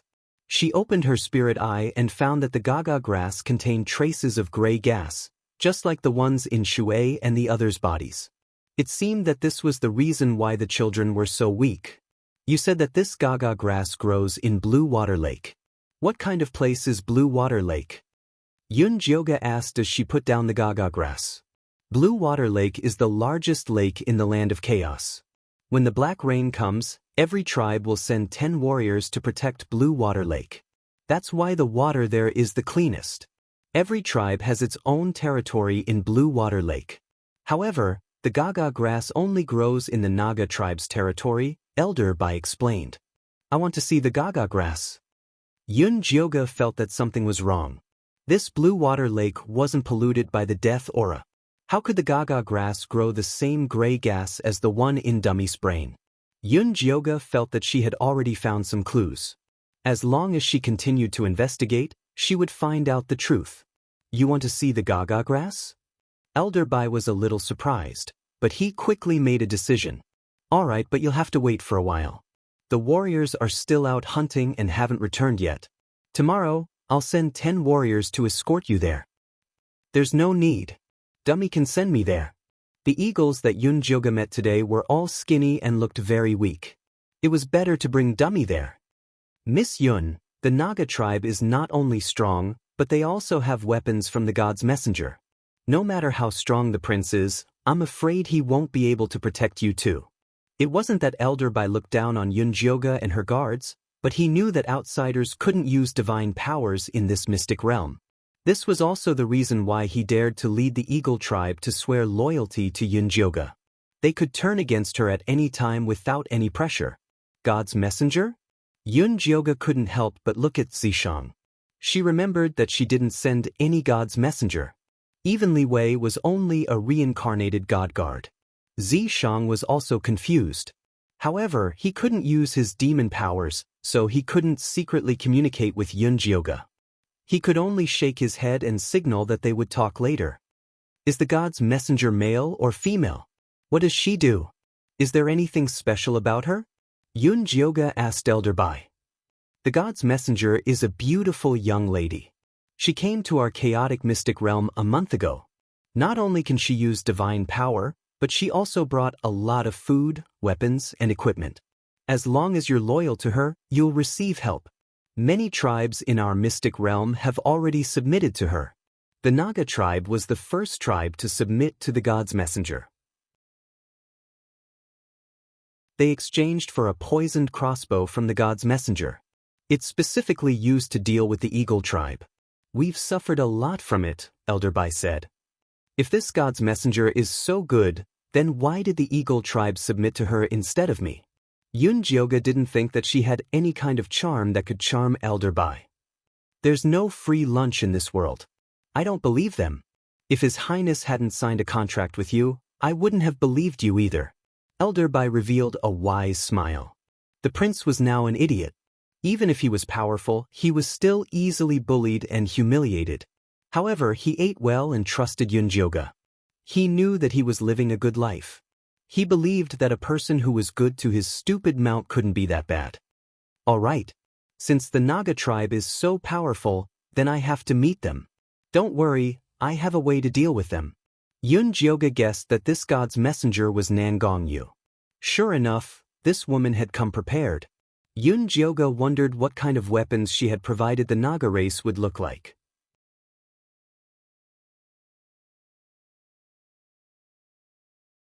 Chapter 488. Miss Yun, I can't agree. I can't watch you risk your life. Elder Bai wouldn't agree. Jioga was the only hope of the eagle race. He was more important than his own life. Due to the unreliable dummies demonstration, Jioga became an impulsive and unreliable person in Elder Bai's mind. Elder Bai, I'm confident if I dare to go. To be honest, this guard of mine is also from the Naga race. I won't be in danger with him. Jioga looked at Zishang. Now's your chance to shine. When this guy first appeared, he was pretending to be a snake. Don't be a coward. Brother Yi Zi is from the Naga race? Elder Bai didn't believe it. The Naga had scales on their faces and hands, and this man whose face could not be seen clearly was too clean. I'm from the black snake race. Zishang cooperated. Black scales grew on his cheeks and soon covered his entire body. The scales were so shiny that they looked like they were made of gemstones. They were dazzlingly beautiful, like the most beautiful artwork that would shatter with one touch. Zishang saw that Elder Bai's eyes were filled with suspicion, so he punched the wall. Rubble cracked and dust flew. A huge hole appeared in the wall. Do you believe me now? Zishang looked like he was going to punch a hole through if he didn't believe him. Elder Bai nodded. Yes, I believe you. Warrior Yi Zi is strong indeed. With you protecting Miss Yun, she'll be fine. Then let's go to Blue Water Lake now. By the way, does Dummy know the way? Jioga asked. With Dummy's muddle-headed brain, he didn't want them to carry him into the ditch. I'll let Aze and Ajun go with you. They often go to Blue Water Lake and are the most experienced. These two were Elder Bai's most trusted subordinates. He usually didn't want to send them out. But this was a special situation. With them guarding Jioga, he was more assured. Jioga nodded and followed Elder Bai out of the storage room. He saw Dummy squatting at the door and staring at them in confusion. There were two red-skin trees with a huge cowhide rope tied between them.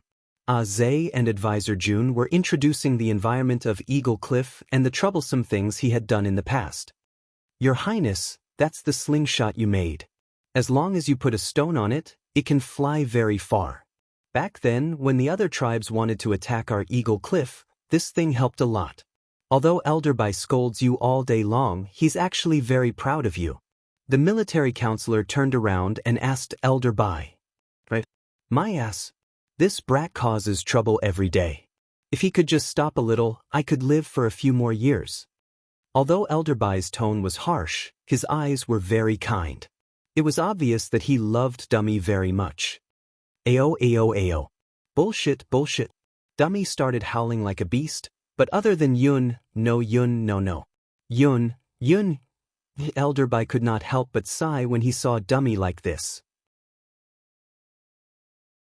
Yunt Yun, Tiyun, Yun Shao Mingt, Ti, Prince Yun Yun, Ti Du Say, Yun, and Yun He Ti. Miss Yun, please save His Highness, Elder Bai begged.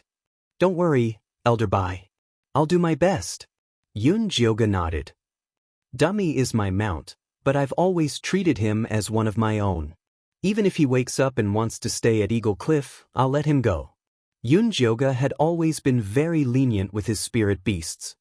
Miss Yun, you're such a good person. Elder Bai had been worried that Jioga wouldn't save him in order to restrain the prince.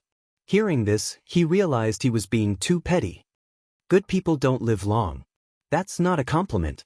Yun smiled and patted Dummy's head. Dummy, do you know how to get to Blue Water Lake? Oh, Blue Water Lake? Could it be eaten? Dummy tilted his head and looked at Yun. There's a type of black, fragrant, and sweet grass there. It's planted in the territory of the Nagas, Yun explained. Oh, I know where to find tasty grass. Dummy nodded immediately. Zhe, Jun, accompany Miss Yun and warrior Yi Zi to Blue Water Lake to find the Gaga grass. You must protect Miss Yun, Elder Bai ordered. Yes. Zhe and Jun didn't understand but nodded without hesitation. Then, Yun and Zi Shang sat on Dummy's back and flew towards Eagle Cliff. Along the way, they encountered many returning eagles. They were all skinny, and the food they carried in their hands was very little. Don't you have any females here? Yun couldn't help but ask. Why not? You really believe what Little Blossom and Big Ear said? Zhe pointed at a few caves and said, We don't have females. We marry them from outside. They can't fly, so they can only stay in the caves. They rarely come out. Yun followed Zhe's gaze and saw a few females. One of them had a very long face. It was probably a horse. One had bull horns and was very tall. It was probably a bull. She even saw a girl from the rabbit tribe. She had long black hair, long soft ears, and red eyes. She was petite and cute. She was waiting at the entrance of the cave for her partner to return. A young eagle carried a large bundle of grass and carrots and flew towards her. They looked good. At least, they were much better than the eagles flying in the sky. Of course, our eagle race treats our females very well. Agu saved that rabbit race chick from the swamp of death. He goes out every day to find food for his partner before starting to hunt, Zhe said proudly. Looks like I misunderstood you before. Yun was a little ashamed. He was definitely a good male to save food for his wife and children. It's fine. As long as the misunderstanding is cleared up. Miss Yun, you must find a partner like this in the future. Our prince is a little unreliable, but he's very capable. He can always find a lot of food. He's also the only orc in our secret realm that can completely transform. Even Elder Bai said he's a child favored by the gods. Zhe kept promoting how brave and powerful his prince was. I believe that. Yun stroked Dummy's messy hair. As a foodie, finding food was his instinct. Being her mount, wasn't that the same as being favored by the gods? Ow ow ow. Dummy seemed to know that everyone was praising him. He shouted a few times in high spirits and sped up.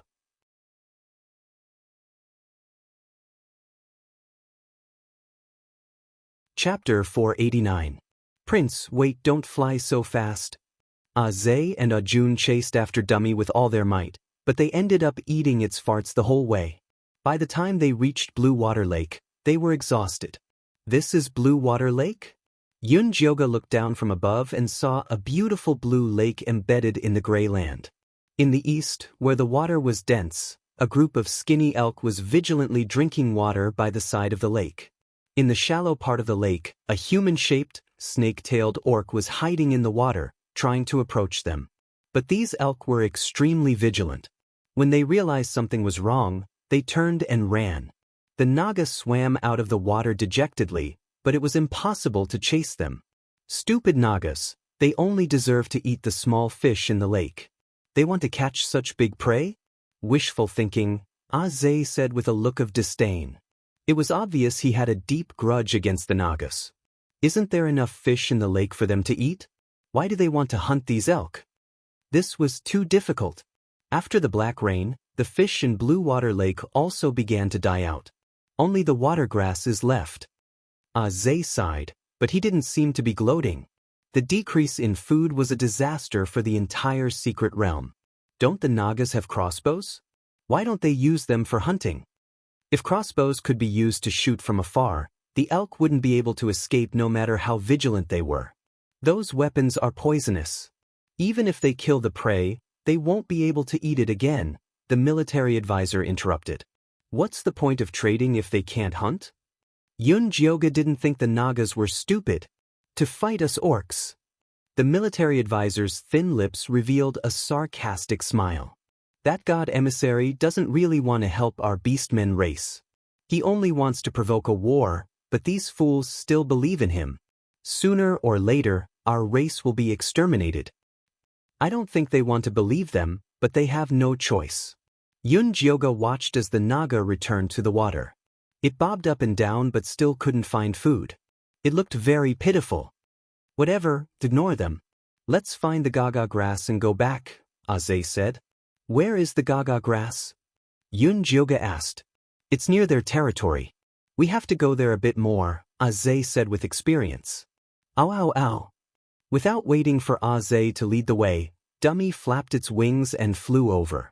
After a while, Yunjioga discovered a large patch of gaga grass planted in a depression. It was black and shiny, and its growth was spectacular. 2 Naga warriors were enjoying the cool in a shady place. 4 female Nagas were weeding in the field, and their service was very meticulous. Don't the Naga eat meat? Why would they spend so much effort to grow the gaga grass? Yunjioga had thought that the Naga tribe protected the gaga grass to repel foreign enemies, but now he realized that this was not the case at all. They would eat a little from time to time, but they wouldn't plant them in large amounts like they are doing now. I heard that the oracle asked them to plant them in exchange for weapons, Ajun said. Right now, there are only 2 warriors and a few females. We can fly down and pluck a few before leaving, Aze said. Alright, let's take a look first. If the distance was too far, using the spiritual I would consume a lot of spiritual energy. Yunjioga decided to take a good look at the gaga grass after obtaining it. I'm going down. Then, Aze flapped his wings and flew down. The soldiers who were resting on the side quickly picked up their crossbows and fired at Aze. Their archery skills were very good, and they took turns to lock down Aze's movements. Aze could only fly up and couldn't get close. I'll go cover. Strategist couldn't help but go down. However, it was useless for him to go down. The few females grabbed the rocks beside them and threw them at him. This greatly affected Ajun's mobility. Just when Yunjioga was thinking about whether to go down and help, Zishang suddenly said, "There's an ambush. Those 2 chicks are in danger." As soon as he said this, a dozen Nagas suddenly appeared in the empty valley. A row of crossbows was aimed at Aze and Strategist who were flying low. Yunjioga immediately flicked his moon spirit threads on Aze and Strategist and used the elasticity to pull them up. A row of crossbow bolts flashing with a cold light shot out in unison. Aze and Strategist broke out in cold sweat. They were so close to turning into beehives. Miss Yun, these Nagas seem to be prepared. Why don't we leave first and come back when we have enough people? Strategist looked at the increasing number of Nagas below. The row of crossbows was like the scythe of death. No need, you 2 retreat first. I'll go down with Yi. Yunjioga didn't just come to study the gaga grass this time. He also wanted to subdue the Nagas. Miss Yun, don't be impulsive. Strategist quickly shouted. But it was too late. Zishang had already jumped off Dummy's back with Yunjioga. They landed on the ground and blasted a hole. Fierce, you despicable person. How dare you ambush us? Come and kill me if you dare.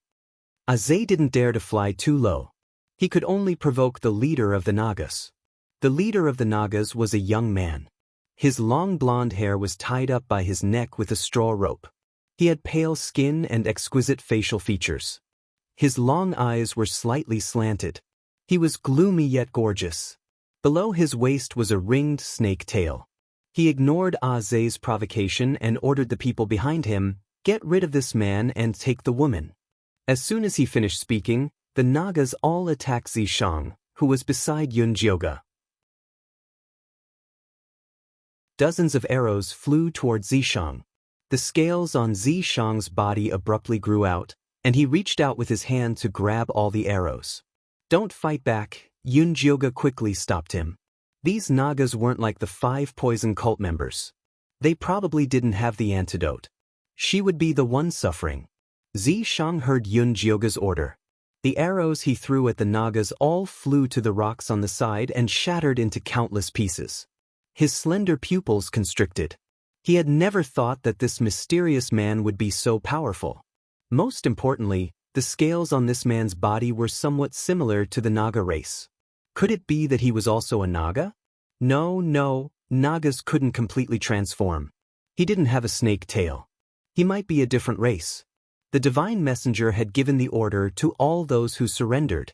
If they could catch the woman flying to Eagle Cliff, they would get large amounts of food. It was already autumn. Winter wasn't far away. It was especially hard to get food this year. There were fewer and fewer fish in Blue Water Lake. They weren't good at hunting on land. If they couldn't get the divine messenger's food reward, this winter would be very difficult. Even if they could hibernate, many people would die. Especially those cubs. None of them would survive. Thinking about this, he immediately threw those messy thoughts to the back of his head and ordered his people, continue attacking.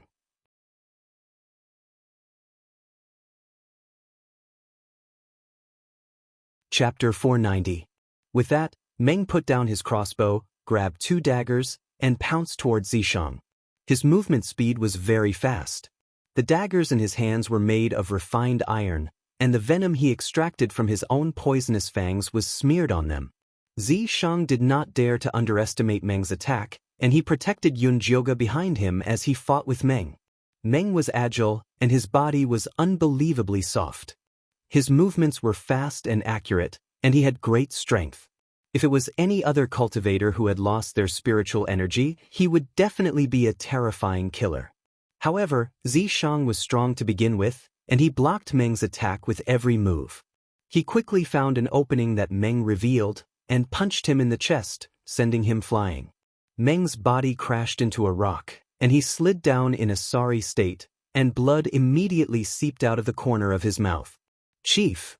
The snake men saw that their chief was actually sent flying, and they hurriedly surrounded him.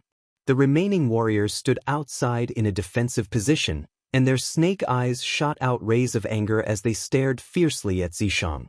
Zishang looked at them coldly, but he did not have any intention of attacking. Everyone, don't be afraid. Actually, this friend of mine is also a snake man. Yunjioga tugged on Zishang's sleeve and said softly, "Hurry up and show your snake tail." Didn't he like to show his tail in the past? Tisk! Zishang had no choice but to appear in a half-human half-snake form, and he had already stopped being a snake demon for many years. However, since Yunjioga had instructed him, he obediently turned his lower body into a snake tail. The long black snake tail was dazzling, and the power contained within it was even more terrifying. "You're actually a snake man?" Meng's eyes lit up, and he moved his golden and black snake tail, wanting to touch Zishang's tail. Scram! Zishang's face darkened, and he whipped Meng's snake tail away. CSI! Meng was in pain from the whip, but he still revealed a happy expression, and said to Zishang, "Warrior, since you're a snake man, why are you mingling with the eagle race? There are enemies." Eagles fed on poisonous snakes, and although the eagle race had never eaten the snake men, the food supply in the mystic realm was getting more and more scarce, and in the long run, it was hard to guarantee that the beast men wouldn't eat each other. Meng had always been on guard against this day, which was why he had sought refuge with the oracle early in order to exchange for weapons. "You're wrong. The eagle men are not your enemies. Your enemies are the aura of death and hunger. You should work together to overcome this crisis. You will only make things worse if you keep killing each other," Yunjioga said as he took the opportunity to step forward. "And who are you?" Meng looked at Yunjioga suspiciously and warily. "My surname is Yun.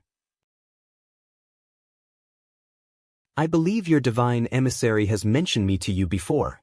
Otherwise, you wouldn't have risked your lives to capture me," Yunjioga said with a faint smile. "The oracle didn't mention your origin. She only said that if we catch you, we can go to them and exchange you for a large amount of food." Meng was an honest young man. He directly spoke the truth. "Haven't you thought about why this oracle wants to capture me?" Yunjioga asked patiently. "No." Meng shook his head honestly. The oracle was an honorable person. How could they dare to ask for her opinion? "Then I'll tell you." Yunjioga cleared his throat and began to bluff again. "The reason your oracle wants to capture me is because we can bring you hope. For example, your most important food." "Really? You have food on you?" Meng's eyes widened. The people behind him also became restless. Lady Yun, our eagle men pledged loyalty to you first.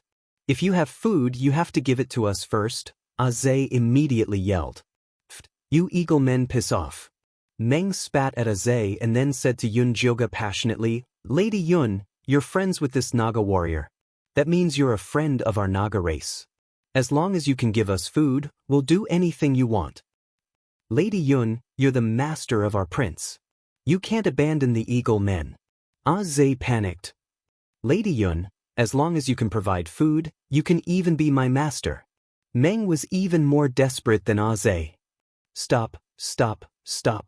Yun Jioga quickly stopped the two and said, Your two tribes will get enough food. I promise. Lady Yun, can I ask where your food comes from? Meng was a bit hesitant. Judging from the eagle men's attitude, the food probably wasn't placed at Eagle Cliff. If Lady Yun placed a large amount of food somewhere else, then he would have to send some tribesmen over to help protect it. Don't worry about that. Let's talk about the Gaga grass first. Yun Jioga wasn't stupid enough to take out food from her storage bag in front of them. Although she had a lot of food in her storage bag, it could only help them temporarily. The most important thing was to help them improve their environment and teach them how to support themselves. Lady Yun, the oracle told us to plant these Gaga grass in exchange for weapons. If you like it, feel free to use it. Meng said very generously. He wanted to exchange weapons in order to prevent sneak attacks from the eagle men. Now that they had formed an alliance with the eagle men, the Gaga grass wouldn't be of use anymore. I don't think the Gaga grass is for food. It's for research on the... Before Yun Jioga could finish her explanation, a crunching sound came from behind her. She turned around stiffly and saw Dummy squatting in a corner of the Gaga grass, happily eating. There was already a pile of black residue at his feet. Yun Jioga quickly opened her spirit eye to take a look. She realized that the gray gas in Dummy's brain had indeed thickened. Dummy, get over here. This was the first time Yun Jioga lost her temper at Dummy. Ayo. Although Dummy didn't understand, he still obediently rolled in front of Yun Jioga. Sooner or later, you will die from eating. Yun Jioga pointed at Dummy's head in disappointment. Ayo, ayo, ayo. Dummy was still unconvinced.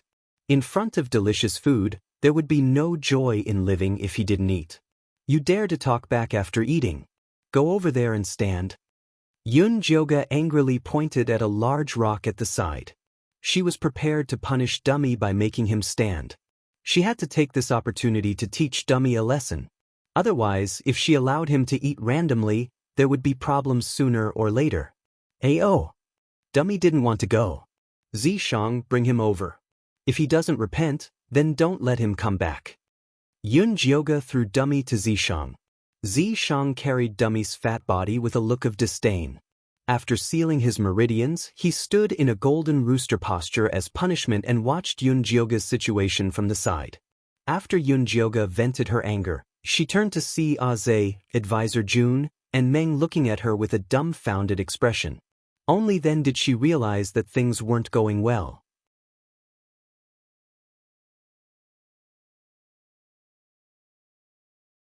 Chapter 491.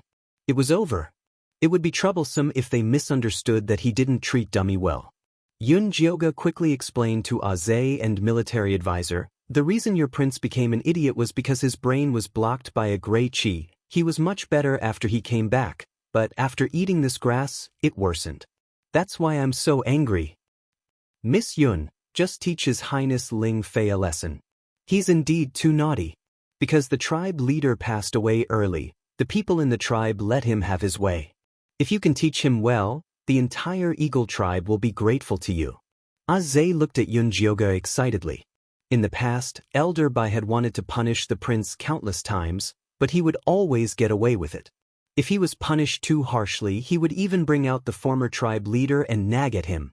No one had the heart to do it, and in the end, he became a demon king. He even dared to charge through the holes in the sky. Now that Yun Jioga was willing to teach him a lesson, they were happy. Seeing that Aze was truly grateful and military advisor wasn't unhappy, Yun Jioga was relieved.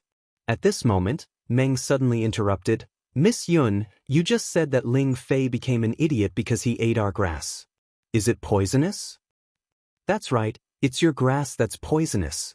That's why our tribe's cubs are so weak. None of them can live past 10 years old. Azay pointed at Meng and yelled. Meng's face immediately paled. Their tribe was also experiencing a situation where cubs died young. Because everyone was in the same situation, they thought it was because there wasn't enough food. They just desperately searched for food. They didn't expect it to be caused by the grass. Your grass is indeed problematic. You've been planting it for so long. Haven't you noticed anything different from before? Yun Jioga asked. Orcs had a long-standing habit of eating the grass. There was no problem before, so it must have mutated recently. In the past, the gaga grass was hard and dry, and there wasn't much water, so it didn't grow very fast. However, ever since the oracle gave us a new planting recipe, the gaga grass grew very fast. It basically grew again and again after we cut it. The god's messenger asked us to cultivate it, and he said that he will promote it in our chaos mystic realm, so that all beastmen can eat the fresh and delicious gaga grass. Meng said with a pale face. Because their tribe's territory was rich in gaga grass, their tribesmen didn't like to eat it. Only pregnant women who wanted to change their appetite after pregnancy would eat more. What kind of secret technique did they teach you? Let me have a look, Yun Jioga said, extending his hand. This is it. He took out a wooden box from the animal skin bag he was carrying on his back. When he opened it, there were many gray fruits inside. He handed one to Yun Jioga and said, just grind the fruit, mix it with water, and sprinkle it on the ground. Yun Jioga picked up the gray fruit and sniffed it. He didn't find any strange smell. She then opened her spiritual eye to observe carefully, but she did not discover anything special. Let me have a look, Zishang walked over and said. Yun Jioga handed over the gray fruit. Zishang looked at it carefully. Finally, he wiped it with the hem of his clothes, scraped some powder, and was about to pour it into his mouth. You're crazy. You don't even know what it is and you dare to eat it. Yun Jioga hurriedly pulled Zishang's hand and snatched the gray fruit. That fat bird was fine after eating it. Nothing will happen to me. Zishang said indifferently. How can you be so sure? What if something happens? Yun Jioga glared at Zishang. He was also a troublemaker. I was wrong. I won't eat random things in the future. Zishang admitted his mistake. Although Yun Jioga was fierce, it felt good to be cared for by her. Meng, grind this fruit and pour it on me. Yun Jioga placed the gray fruit back in Meng's hands. Okay, please wait a moment. Meng called over a rather old female snake person and told her to pour water on the gaga grass as usual. The female snake person took the gray fruit and smashed it into powder. Then, she mixed it in a bucket of water and carried it to the field. After being watered, the gaga grass looked very energetic. The black color was very pure. It looked very tempting. Meng Qi really wanted to try it. How is it? Did you see anything? Zishang asked. Not yet. Yun Jioga moved her gaze away from the gaga grass and looked at the female snake person in charge of watering the field. This female snake person looked to be around 50 years old. Her hair was white and her face was full of wrinkles. Her eyes were a little turbid. She stood there in a daze like a wooden person. What's your name? Yun Jioga asked the female snake person warmly. The female snake person did not have any reaction. It was as if she did not hear her question. She's called Aunt Gaga? Meng asked the female snake person. Has she always been like this? Yun Jioga asked Meng. No. In the past, Aunt Gaga was very amazing. She would always find the freshest and tastiest gaga grass. Later on, food became scarce. In order to save more food for her child, she fainted. When she woke up, she was a little dazed. However, she is still very good at growing gaga grass. Meng explained. Yun Jioga opened her spiritual eye and saw that Aunt Gaga's brain was filled with gray gas. Is there a problem? Meng saw Yun Jioga's weird expression and could not help but ask. I don't think she is dazed. She is like the Eagle Prince. Her brain was blocked by the gray gas and she lost her consciousness. Yun Jioga said. How is that possible? Aunt Gaga has always lived in our tribe. She has never left. Meng heard that the eagle prince flew into a hole in the sky. The gray gas is in your tribe. It is silently swallowing your consciousness. Its ultimate goal is to turn all of you into puppets. Yun Jioga finally understood what the gray gas was. It was puppet gas. It was specially used to make puppets. However, the lump in front of her was different from the one she had seen before. You mean, someone wants to turn all the beast men in the primal chaos secret realm into puppets? Xianxia asked. That's right. Yun Jioga nodded. The Gaga grass was the medium through which the gray gas was spread. The person behind this was too evil. He actually wanted to kill the beastmen by using pregnant women. When the beastmen were completely hopeless, they would speed up the process. Then how do we get rid of it? Meng asked. He did not want his tribesmen to become puppets. They are deeply poisoned. I have no idea how to get rid of it. Lock up all these people who suddenly became dazed. We will talk about it later. Yun Jioga did not have the time to deal with these adult beastmen. In her heart, the cubs were more important.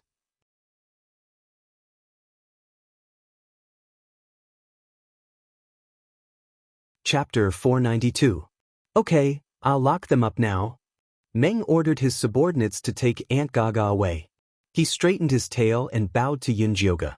Miss Yun, I pledge my loyalty to you on behalf of the Naga tribe. Please save our young. Get up. Take me to see your young first.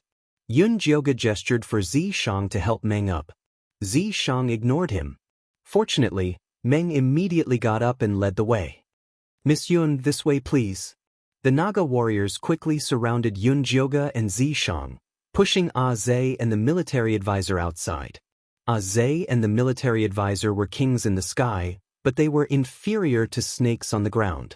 Zhe angrily squeezed a few times but couldn't get in. He could only follow behind gloomily. Did we forget something? The military advisor suddenly remembered something after a few steps. What did you forget? Zhe looked confused. Never mind, I can't remember. The military advisor shook his head and continued walking.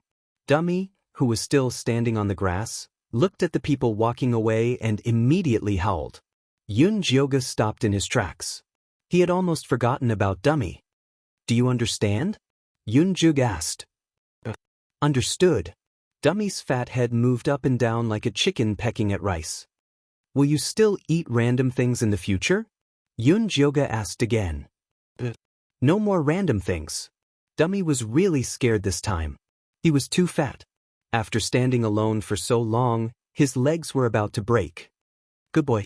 Yun Jioga patted his fat head and had Xianxia release his seal. Then he walked toward the Naga tribe with Meng. Dummy limped behind the Naga warriors with Zhe and the military advisor. Yun Jioga walked into the Naga tribe and saw many Nagas walking between simple wooden houses. They were all skinny, not much better than the eagle tribe. That's our nursery. Meng pointed to a white wooden house at the back of the tribe. This wooden house was made of eucalyptus. It had no doors or windows. There was only a round hole for the Nagas to crawl through. Yun Jioga naturally couldn't crawl through the hole like the Nagas. It was dark inside, so he asked Meng to move the little Nagas out. Little Nagas are very afraid of light, Meng said with a troubled expression.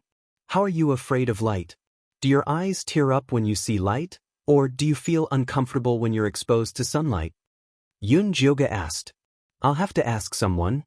As the chief of the tribe, Meng put all his energy into survival, so he didn't know much about these things. After asking the people who were in charge of taking care of the little Naga, he found out that the little Naga's eyes would cry when it saw light. In that case, cover their eyes with black cloth and bring them out, Yun Jioga said. Black cloth? What is that? Meng asked. Yun Jioga looked at the snake people who didn't even need to use animal skin to cover their nether regions. He could only helplessly express that they only needed to cover the little snake people's eyes. There was no need to use black cloth. We can weave black leaf grass into blindfolds for the cubs to wear, the Naga who was in charge of taking care of the cubs said. Oh, that's right. Quick, bring the dark night grass over. Meng Qi ordered his clansmen to quickly weave 5 masks and bring them into the nursery. Put some straw mats under the shade of the tree for the children. Yun Jioga asked Meng Qi to build a comfortable place under the tree for the little Nagas. There were 5 sick little Nagas in total. They were about 5 or 6 years old. Their heads were covered by the dark night grass, and their skin was pale because they hadn't seen the light for a long time. 3 of them had emerald green snake tails. 1 had yellow stripes on a black base, and the other had white stripes on a brown base. The 5 little Nagas were slithering on the ground as if they had no bones. The scales on their stomachs were dull, and they looked weak and powerless. They couldn't straighten their bodies and move quickly like their strong clansmen. A few days ago, there was a gold kite with a tail. Unfortunately, all its scales fell off and it died. Meng Qi's tone was very sad. That was a gold kite. If it could grow up successfully, it would definitely be as strong and brave as Meng Qi. Unfortunately, it died early during the painful process of losing its scales. After Yun Jioga examined the little Nagas with a serious expression, he found that they were the same as the eagle cubs. They were all malnourished and polluted by the death qi, and were devoured by the gray gas. As long as the gray gas of death was expelled, and they were given more nutrition, they would quickly become healthy again. However, this was easy to say but difficult to do. Malnourishment and the death qi were easier to deal with, but she couldn't think of a solution to controlling the gray gas. Although she could use her divine power to expel it, it was like killing a chicken with a butcher's knife. It was too wasteful and inefficient. With her recovery speed, she didn't know how long it would take to cure these 10 cubs. This was definitely not the best choice. Yun Jioga told Zishang the difficulty quietly. Zishang suggested, should we release Yin Shirley and ask him? Yin Shirley had been the sect leader of the Yin Corpse sect for so many years as a zombie. He also had the support of Fan Yin. Perhaps he could think of a good idea. Okay. Yun Jioga nodded. However, she couldn't release Yin Shirley in front of the beastmen. She planned to go back to Eagle Cliff first. Lady Yun, our Naga race has many houses. You don't have to worry about safety. Why don't you stay here? Meng Qi said anxiously. He was afraid that Yun Jioga would never return. Who knows if I will be sold to that divine messenger the moment I wake up? Aze snorted. Meng Qi glared at Aze fiercely. Then he raised his right hand and swore to Yun Jioga, I Shi Meng, swear on my life that I will never sell Lady Yun to the divine messenger. If I disobey, you don't need to swear. I believe you. Yun Jioga quickly interrupted Meng Qi's oath and explained, I'm returning to Eagle Cliff for Ling Fei. He is the first person to be infected by the gray gas. As long as his problem is solved, your cubs and Aunt Gaga can be saved. His Highness Ling Fei is the prince of our Eagle tribe. You can't let him stay in your Naga race. Be careful that he gets hungry and eats you like snake meat. Aze provoked Meng. Ao. Eat all of you. After Dummy recovered his energy, he arrogantly flapped his fat wings and hooted at the Naga. Meng Qi was so angry that his face turned red. Just as he was about to retaliate, he heard Zishang say coldly, if he dares to eat us, he can come and try. He was pretending to be a Naga race member, so he naturally had to support them to the end. Seeing that Zishang had spoken, Aze did not dare to say anything. Dummy's fat face looked like he was in a daze. It was as if he was not the one who had spoken just now. This baby had no idea what they were talking about. Master Yizi is mighty. Meng Qi looked at the domineering Zishang excitedly. He was so excited that his snake tail curled into a circle. Guard the tribe well. We will return, Zishang calmly ordered. Yes. Meng Qi punched his chest with his right fist and said firmly. The other tribesmen also solemnly expressed their obedience. How many of those gray stones are left? Bring them back for research, Chu Shigu said. 10 more. Meng Qi gave all the gray stones to Yun Jioga. These divine stones were like poison to him now. Even if Yun Jioga did not want them, he was going to burn them all. Don't destroy the Gaga grass yet. We don't want to attract the attention of the divine messenger. Yun Jioga did not want to go against Nangong Yu and the others before he solved the problem of the beastman's gray gas. Yes. Meng Qi hurriedly nodded and secretly heaved a sigh of relief. Although he had already decided to follow Yunjioge loyally, he was not willing to be the first to fight the divine messenger. It was best to buy some time.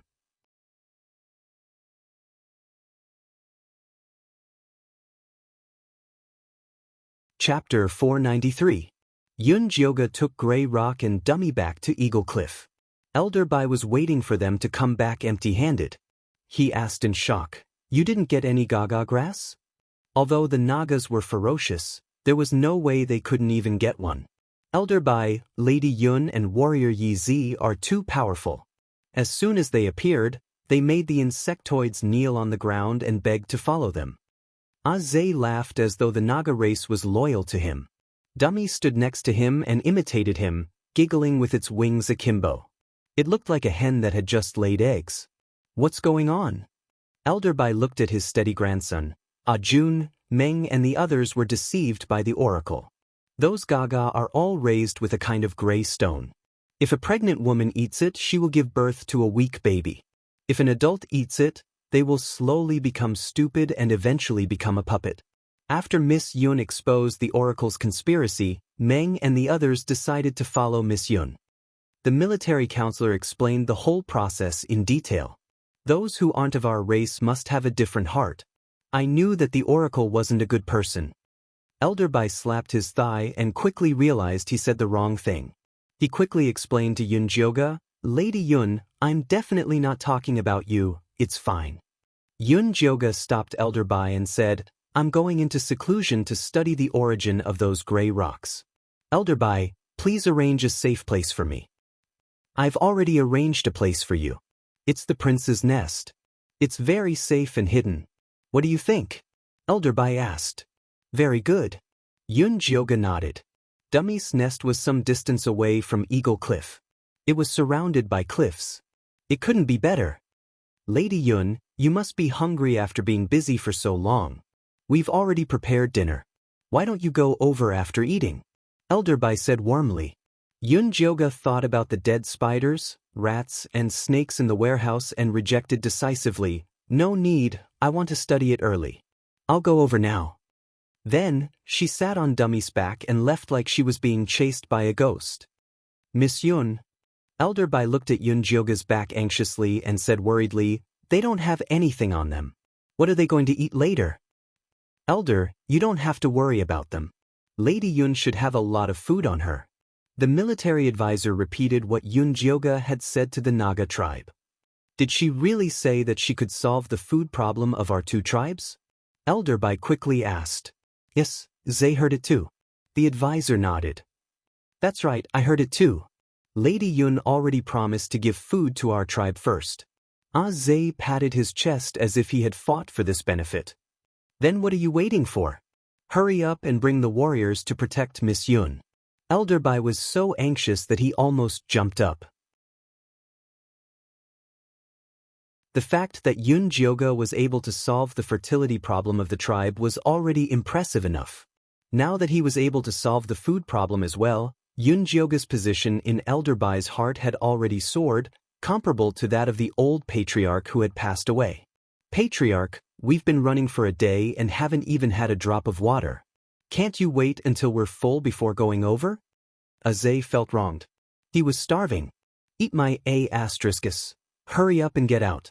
If anything happens to Lady Yun, I'll eat you all," Elder Bai roared and kicked Zhe away. The military advisor left on his own accord. "Jun, I'm really hungry. I can't fly anymore." Zhe hung his head and flapped his wings weakly.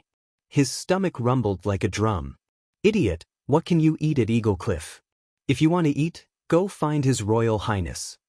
Lady Yun and the others might not need to eat, but His Royal Highness definitely needed to eat. Judging from his size, his food must be good. "Yes, you're right. Let's hurry." Zhe flapped his wings and flew towards Dummy's nest. Dummy's nest. Yunjioge was taking out food from his storage bag. Pile after pile of beef patties and fresh fruits were piled in front of Dummy. These were prepared a long time ago when they left to deal with the bloodthirsty patriarch. Although they had been there for a few years, the storage bag was empty. They were still very fresh when he took them out. Dummy, be a good boy and watch the door. Don't let anyone come in and disturb us, okay? Jioga patted Dummy's fat head. Ow ow ow. Dummy spread his wings to encircle the food and nodded furiously. Although cherry pills and spirit water were delicious, eating them every day was boring. It was good to change up the taste occasionally. Good boy. Jioga pacified Dummy and brought Zishang into the depths of the nest. Then, she took out Shirley from the storage bag. Last time, she used a bit of Shirley's heaven and earth spiritual heart power. This time, she gave him some god power as compensation. The golden god power dripped onto Shirley's heart. Shirley's originally corpse-like chest began to rise and fall. Color returned to his face. Then he slowly opened his eyes. Lady Yun Yizi? Shirley looked at Jioga in confusion. You're awake. How do you feel? Are you feeling unwell? Jioga asked. I'm fine. I'm fine. But right, where is this? Where's the divine temple? Shirley crawled up from the ground and realized that he was in a wide cave. The sky outside was gloomy and there was a faint aura of death in the air. The divine temple has been destroyed. This is the chaos mystic realm. Nangong, you brought Cho Sen and the others into the mystic realm a month earlier than us. Jioga briefly explained what had happened. Shirley listened with admiration and looked at Jioga with admiration. The problem now is that Nangong Yu and the others are destroying the mystic realm. I suspect that these stones have something to do with them. Have you seen these stones before? Jioga took out the gray stones and asked Shirley. Let me see. Shirley took the gray stones and wanted to infuse spiritual power into them. However, he realized that his dantian seemed to be dead. This mystic realm is a spirit-forbidden zone. Spiritual power cannot be used here, Jioga said. Shirley frowned.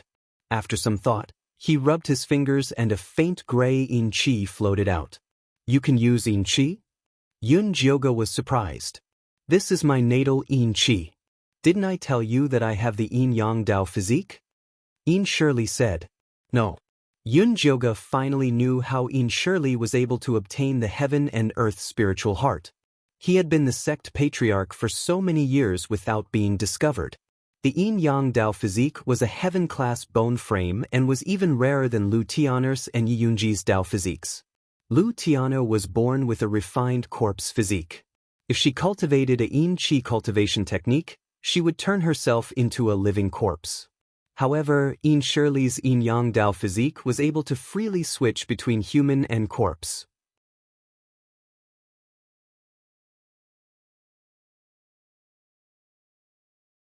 Chapter 494. Maybe I forgot. Shirley grinned, then channeled his chi into the gray stone. The gray stone immediately changed. It turned into a ball of black-red light and burrowed into his body. Shirley wanted to use his chi to block it, but it devoured him instead. Jioga's eyes were sharp and his hands were quick. A golden light shot out and trapped the black-red light. The black-red light struggled desperately, but it could not break free from the divine power. What is this? Jioga originally thought it was a control power. He did not expect it to be something else. It's a little like demonic chi, Zishang said hesitantly. Demonic chi? Aren't the devil race in the devil realm? Jioga had purposely opened up a large realm for the devil race to play together. They were not allowed to harm other small realms. Moreover, Xianxia had already returned to the devil realm. They could not let the devil race come out and cause destruction. It's a little like Xia's demonic chi, but it's not quite the same. Zishang thought for a moment. He bit his index finger and drew a line between his brows, forcefully opening his demon eye. His eye split into three. As it rotated, it emitted different colors. He looked straight at the ball of black-red light. How is it? Jioga asked nervously. This is not just simple demonic chi. It's mixed with yin chi, baleful chi, resentment chi, and other extremely evil things. Sweat seeped out of Zishang's forehead. He quickly closed his eyes and revealed an exhausted expression. Opening his eye without any demon power was too much of a burden on him. Are you all right? Yun Jioga wiped Zishang's sweat with a pained expression. Times are different now. Don't force yourself. What if something happens? I'm fine. Zishang shook his head. He quickly pulled himself together so that Yun Jioga wouldn't worry. The demonic qi contained in this gray stone is so complicated. Where did Nangong Yu get it? Yin Shirley was very surprised. Nangong Yu was a righteous person. I'm afraid we can only ask Nangong Yu or Nangong Li. Yun Jioga shook his head. It's useless to investigate its origin. Why don't we think of a way to remove it? Zishang said. There's no way to remove my Yin Qi. I can only strengthen it. Yin Shirley shook his head, indicating that he was powerless to help. Just as Yun Jioga was about to say that his divine power could solve the problem, Zishang spoke first. Although your power can solve the problem, it cannot solve the root of the problem. Nangong, you must have many of these gray stones in her hands. You won't be able to stop her. There were so many beastmen in the mystic realm. How many could his divine power save? Then what should we do? Yun Jioga frowned. Could it be that she could only watch as these beastmen died? The goddess couldn't do that. Our goal in entering the dungeon is to find Li Wei and obtain the key. Then, on the basis of finding him, we'll help these beastmen find a way to remove the control. Zishang wanted the beastmen to help find Li Wei. Otherwise, with how big the mystic realm was and how they couldn't use their divine abilities, who knew how long it would take them to find it? After talking for so long, you still don't have a solution to this demonic qi. Yun Jioga wanted to roll his eyes. Zishang was always thinking of using others to do things for him. I'll think of a solution. At least we now know what this gray stone is. To solve it, all we need is time, Zishang said nonchalantly. Senior is right. This thing is formed by mixing demonic qi with various kinds of evil qi. At the end of the day, it's just a high-level version of demonic qi. We'll know once we try a few more methods. As the sect master of an evil sect, Yin Shirley was also very knowledgeable about such things. He immediately suggested, Miss Yun, why don't you try using something from the righteous path? For example, Buddhist light, Tao light, etc. Sect master, have you forgotten that I'm from the same sect as you? How was she supposed to get Buddhist light and Tao light? Yin Shirley was a little embarrassed. He had a feeling that Yun Jioga and Sanskrit Almighty Being were in cahoots. Did Sanskrit not have any instructions for you to follow us in? Zishang asked. That fellow was a Buddhist expert. No, the Almighty Being only told me to follow you and follow your orders. Yin Shirley shook his head. If he wants you to follow me, he should at least give you some Dharma artifact, such as a Buddhist relic, Yun Jioga asked hopefully. I'm a living corpse. Am I afraid that I won't die fast enough with that thing? Yin Shirley asked honestly.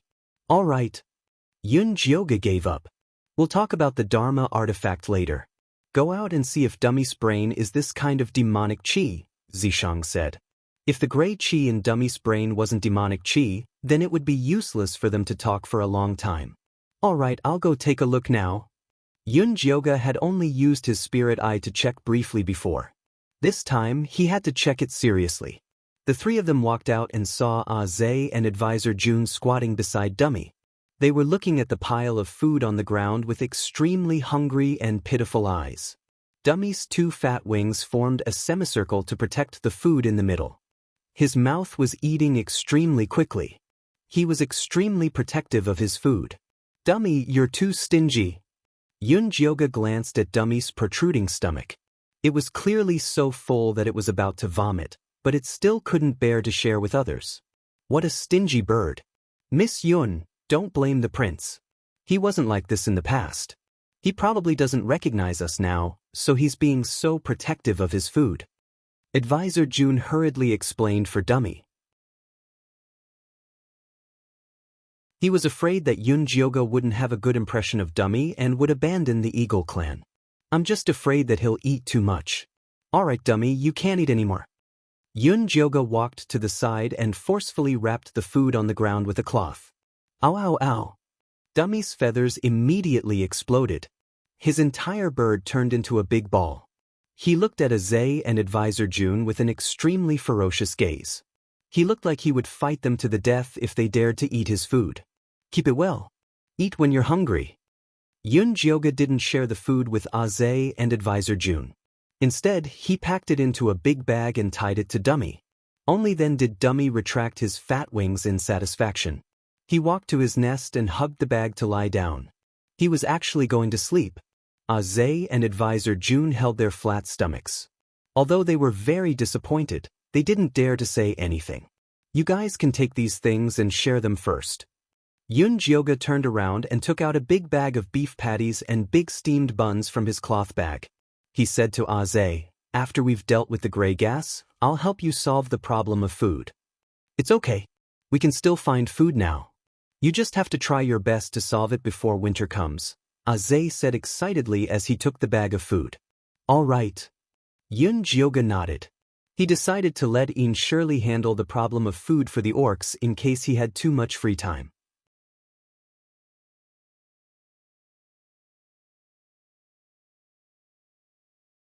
Chapter 495. Lady Yun, Elder Bai asked us to send people to guard you. We will be stationed on the cliff. If you need anything, just call us, Aze said warmly.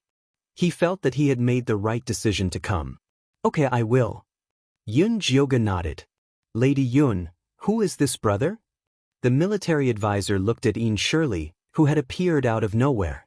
This is my companion. His name is Ian Shirley. Yun Jioga gave a simple introduction. He clearly didn't want to say much. So it's Brother Ian. I'm the military advisor. He's Aze. Since you're Lady Yun's companion, you're a friend of the eagle race, the military advisor greeted politely. Ian Shirley nodded and didn't say anything. With his status and seniority, he really didn't want to be brothers with two juniors. Hey, hurry back. Don't disturb my work. Yun Jioga sent Aze and the military advisor off and went to look at Dummy. Dummy was hugging his bag of food and getting ready to sleep. Ever since he returned to the mystic realm, he always looked drowsy. Yun Jioga used his god power to open his spirit eye and looked at Dummy's head.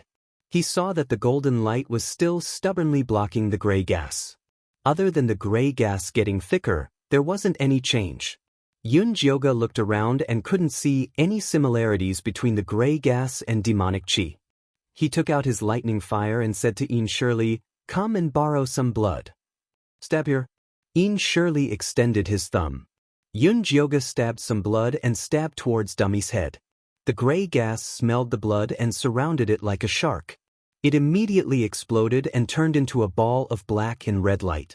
Dummy, who was sleeping, suddenly opened his blood-red eyes and flapped his wings to fly out. "Dummy, come here." Yun Jioga hurriedly used his moon spirit thread to entangle him but was dragged out. Xianxia pounced towards Dummy with lightning speed and wanted to press it down but was flung away by Dummy. Ow, ow, ow. Dummy opened his mouth and shot out a series of fireballs. The entire cave was filled with sparks and shaking non-stop. Aze, who was enjoying his food outside the cliff, noticed the commotion and asked the military advisor, "What's going on?" "Let's go and take a look." Military counselor was not sure either. The two of them spread their wings and flew toward Dummy's nest, but they were almost hit by a fireball that flew out. "What's wrong with the prince?" Aze looked at the raging Dummy in shock. The gray gas in his brain is going to explode. Yun Jioga was using his moon spirit threads to hold Dummy back, not letting him run. Xianxia blocked Dummy's fireball attack with his black-scaled arms, then rushed over and hammered him to the ground. Ow, ow, ow. Dummy acted as if it didn't feel any pain and continued to struggle with all its might. "Release the line and let him fly out," Xianxia said to Yun Jioga. "It was like training a horse. You had to let it run until it was tired." What if he doesn't come back? Yun Jioga regretted his recklessness. If he had known that Dummy would go berserk, he would have gone somewhere else to provoke it. "I'll keep an eye on him." Xianxia jumped onto Dummy's back and tightly held onto the bundle tied around his body. "Use this to tie him up. Be careful." Yun Jioga threw a ball of hemp rope to Xianxia. After he was firmly tied up, he released the moon spirit threads. Dummy immediately flew out of the nest and turned into a small black dot in the blink of an eye.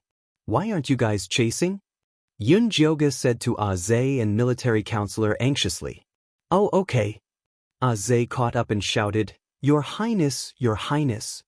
Military counselor didn't chase. Instead, he asked Yunjioga seriously, Miss Yun, what happened? Why did His Highness suddenly go berserk? The thing in His Highness's brain isn't puppet chi, but high-level demonic chi. Yunjioga explained her discovery. Military counselor was confused, but he quickly grasped an important point.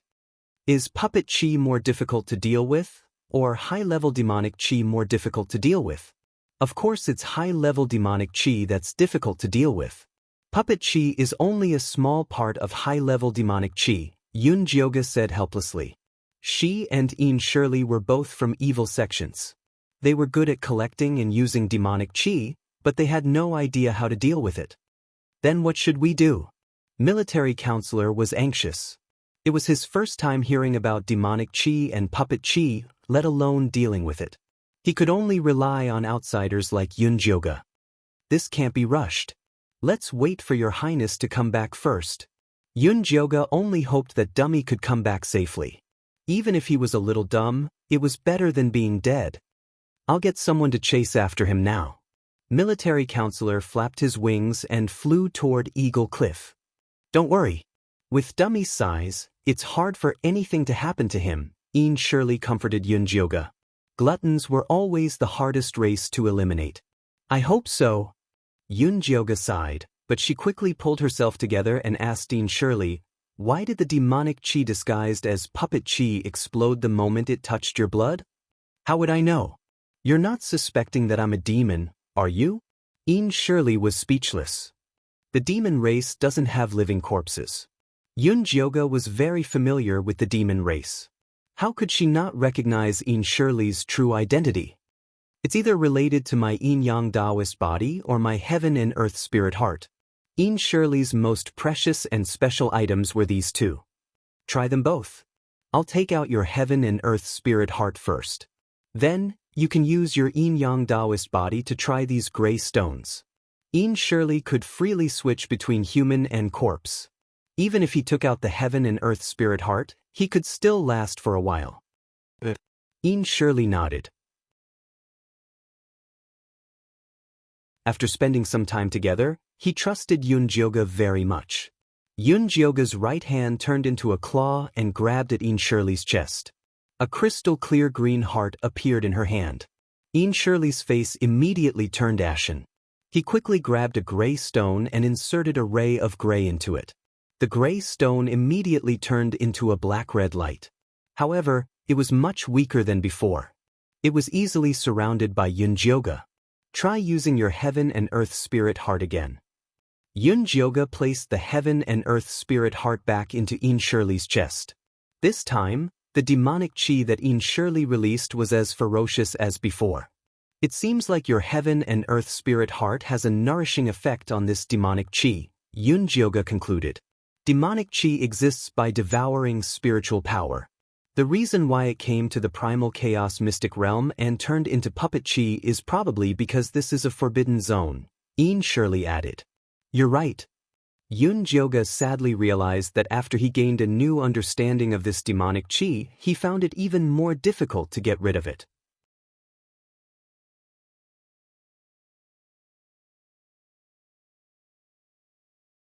Chapter 496.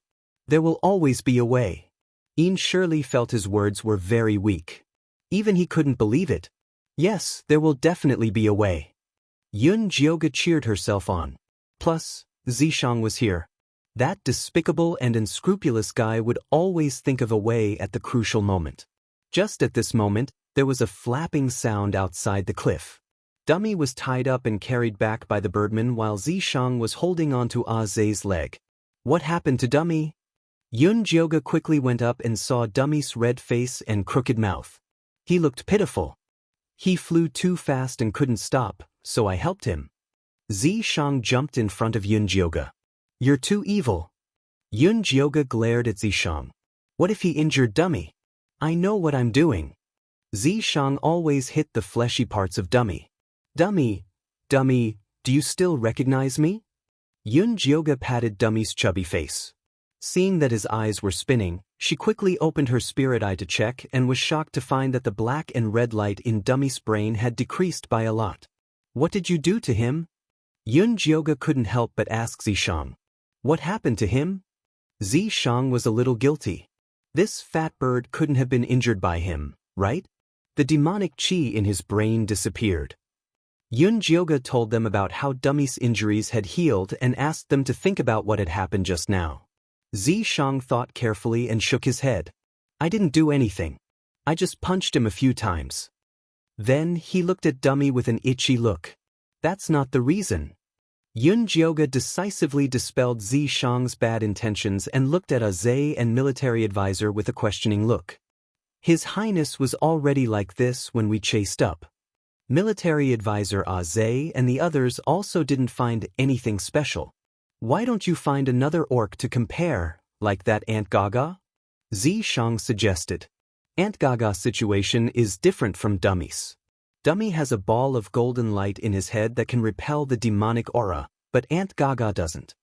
Yunjioga shook her head. Suddenly, an idea flashed through her mind.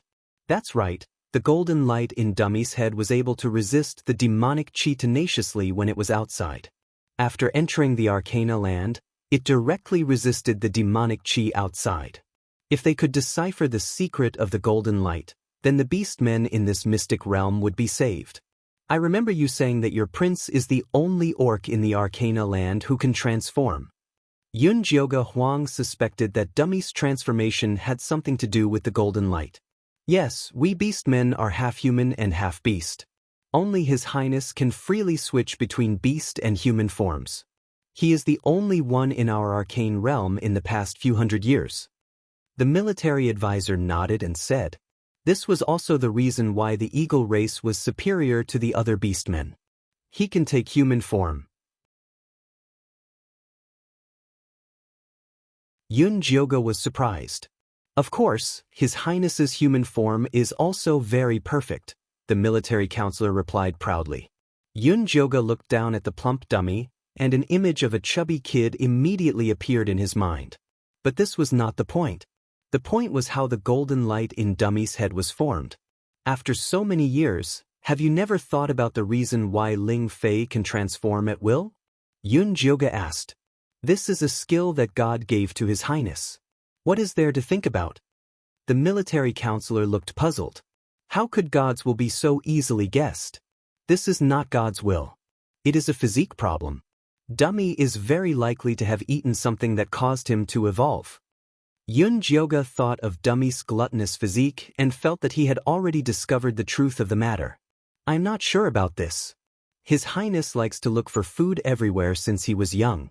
We can't even find a trace of him. The military counselor shook his head. These years, the tribe had been very difficult. Even as a prince, Dummy did not have any preferential treatment. If he wanted more food, he had to find a way himself. He was fast and had a good nose.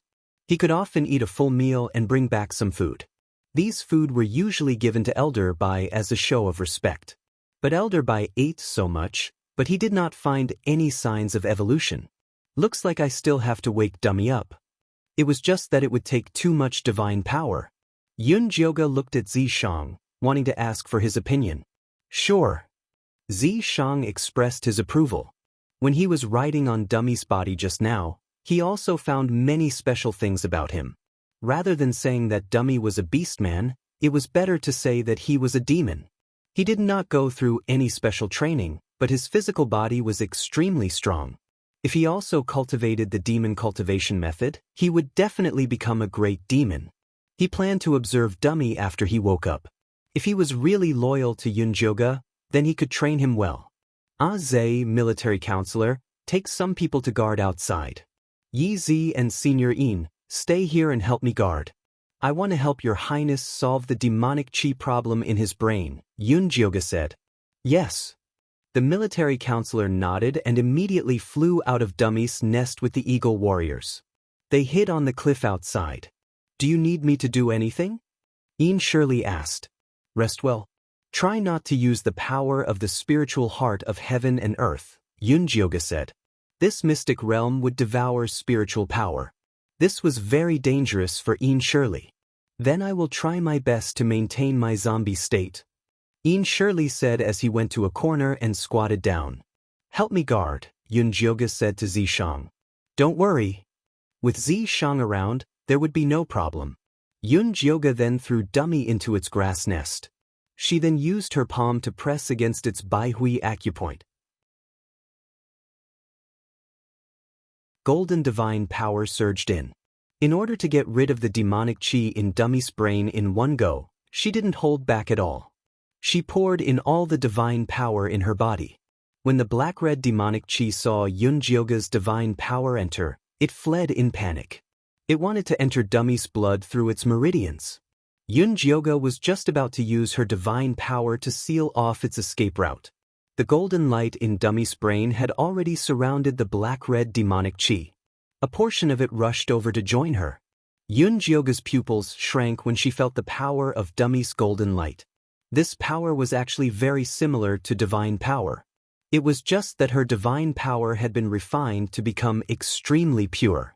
It could fuse with her soul and become immortal. Dummy's golden light was filled with impurities.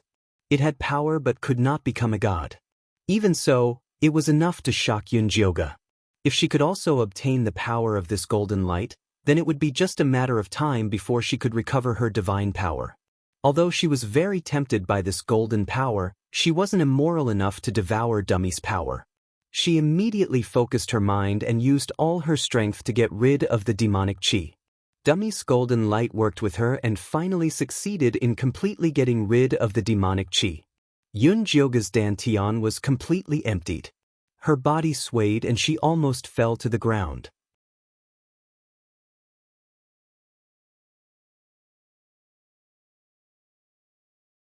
Chapter 497. Zishang hurriedly supported Yunjioga, but she pushed his arm and urged him, "Quick, help me see how Dummy is doing." Ever since she discovered the secret of the golden light in Dummy's brain, Yunjioga's attention to it had soared. It's fine. It will probably wake up in 2 or 3 days. After all, it's a brain injury. It won't heal so quickly. Zishang quickly glanced at Dummy, then helped Yunjioga to sit down.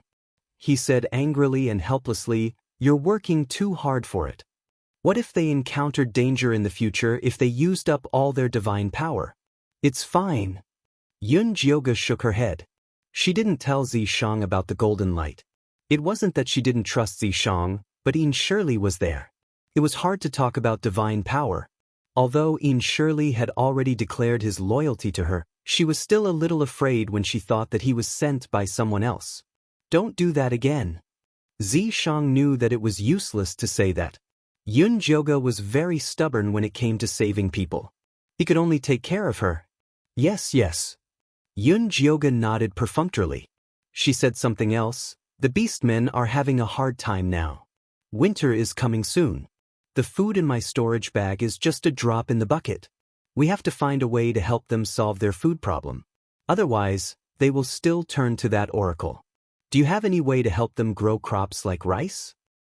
"Don't look at me. Whatever I plant will die." Shirley immediately shook his head. He was a living corpse that could only absorb vitality. How could he grow crops? If she had known that the corpse sect was so useless, she would have turned to the orthodox sections. Yunjioga thought to herself. Then she looked at Zishang expectantly. "That's easy." Zishang looked at Yunjioga speechlessly and said, "Why don't you just let little baby come out? It's a divine artifact that you made with the spirits of plants." There was a story about little baby. When Yunjioga had just become an adult, she suddenly wanted to make a sky garden. She ordered the people of the divine palace to collect countless seeds and started to set it up. Later, she felt that the flowers and trees grew too slowly. She collected the spirits of plants in preparation to make an artifact spirit that would be used to manage the garden. At that time, Yunjioga's divine power was at its most abundant. Whatever he casually forged was an extremely rare divine weapon. This was how the little baby was born. "Oh right, I forgot about it." Yunjioga had not played with plants for many years. In addition, the divine tripod had become a demonic tripod. She always had the illusion that it could only be used for alchemy. You collected a lot of random seeds in the past. Maybe there's something useful in them. Although Yunjioge mainly collected flowers and trees, he didn't know how to use them. However, there were many plants that could be eaten, and some could bear fruit. Let me ask. Yunjioge calmed his mind and began to call for the little baby. Master, why are you looking for me? The little baby immediately jumped out. Help me find some seeds that are suitable to be planted on the land ravaged by death aura. They must be edible, Yunjioge instructed. It's the aura of death. How can something good grow in such a broken place? The little baby pouted. He had been with Yunjioge for so many years. If it wasn't a heaven-grade spirit field, he wouldn't be interested in it. He had never planted a land with death aura. Stop being so long-winded. Just find it. Yunjioge's face darkened. She didn't have so much time to talk nonsense with this little baby. Oh! The little baby stuck out his tongue. His little fat hand reached into his pocket and began to dig around. He muttered, "This 1,000-leaf flower can't do it. This 100 fragrant red fruit can't do it. This white jade flower can't do it. Hurry up!" Yunjioge urged impatiently. Although communicating with the little baby consumed very little divine power, it was still a huge burden for her now. Ah, I got it. The little baby's eyes lit up. He took out a fist-sized khaki seed from his pocket and said, "This is the grass that the grass tribe who lived in the desert of death provided. It has the most tenacious vitality and adaptability among all the spirit herbs." "What does this grass look like?" Yunjioge asked again. "When it rushes out, it will be a large piece of yellow grass." The little baby blinked his big eyes and said, "I heard that this grass is rich in water and has starch precipitation. It can be eaten by both humans and animals." In the past, the desert grass tribe relied on this thing to gain the faith of the Sand Nation. Then, they were able to enter the eyes of the divine palace. Although the little baby disdained the grass seed after receiving it, he still accepted it for the sake of the desert grass tribe's commendable sincerity. He didn't expect it to come in handy now. Okay, this is it. Why is there only one? One was too little. How long would it take for the beastmen to eat it? One is already very powerful. You just need to grind a little of this grass and scatter it anywhere. It will grow into a large piece. It will be edible in 2 days. The desert grass tribe attacked the goddess with the essence of the grass. No matter how much this seed was cut, it could grow back. It was no exaggeration to say that a fist-sized seed could be planted in half of the secret territory. I'll try it now. After Yunjioge left the Sea of Knowledge, a fist-sized yellow seed appeared in her hand. What kind of grass is this? Xianxia took it and smelled it. It smelled like grass. Shirley, who was squatting in the corner, also looked curious. The grass tribe says that it only needs a little to grow a large piece. It can be eaten by humans and animals. Why don't we go to the Naga tribe and try it? There were not many flat lands in Eagle Cliff. It was too wasteful to use it to test this. What about Dummy? Xianxia looked at Dummy, who was sleeping soundly. Its little belly was bulging, and it was sleeping very soundly. Just put it in the spirit beast bag. As Yunjioge spoke, she put Dummy into her spirit beast bag. In this situation, it was safest to carry it around at all times. Squeeze to death, squeeze to death. Feifei's dissatisfied scream pierced straight into Yunjioge's head. The treasure-seeking scorpion couple didn't say anything. Talk too much. Yunjioge rubbed her ears. How can they compare to me? I'm a girl. Feifei felt wronged. The treasure-seeking scorpion couple was already an uncle and an aunt. They quickly lay on the fat bird and slept soundly. But with her clean body, she would never get close to a male bird that emitted a strong smell. Okay, then come out and follow me. Yunjioge thought of Feifei's yin and yang body. Perhaps keeping it by his side would be of some use. Feifei flew out impatiently and landed on Yunjioge's shoulder. She was about to start crying. Be obedient and you'll get spirit pills to eat. Yunjioga stuffed 2 spirit pills into Feifei's mouth and told Zishang to call Zhe and military advisor. The 2 birdmen flew up and found that their prince was gone. They were shocked. Yunjioga had to show them his ability to collect spirit beasts to make them feel completely at ease. I'm going to the Naga tribe. Can you take us there? Yunjioga asked under Zhe's admiring gaze.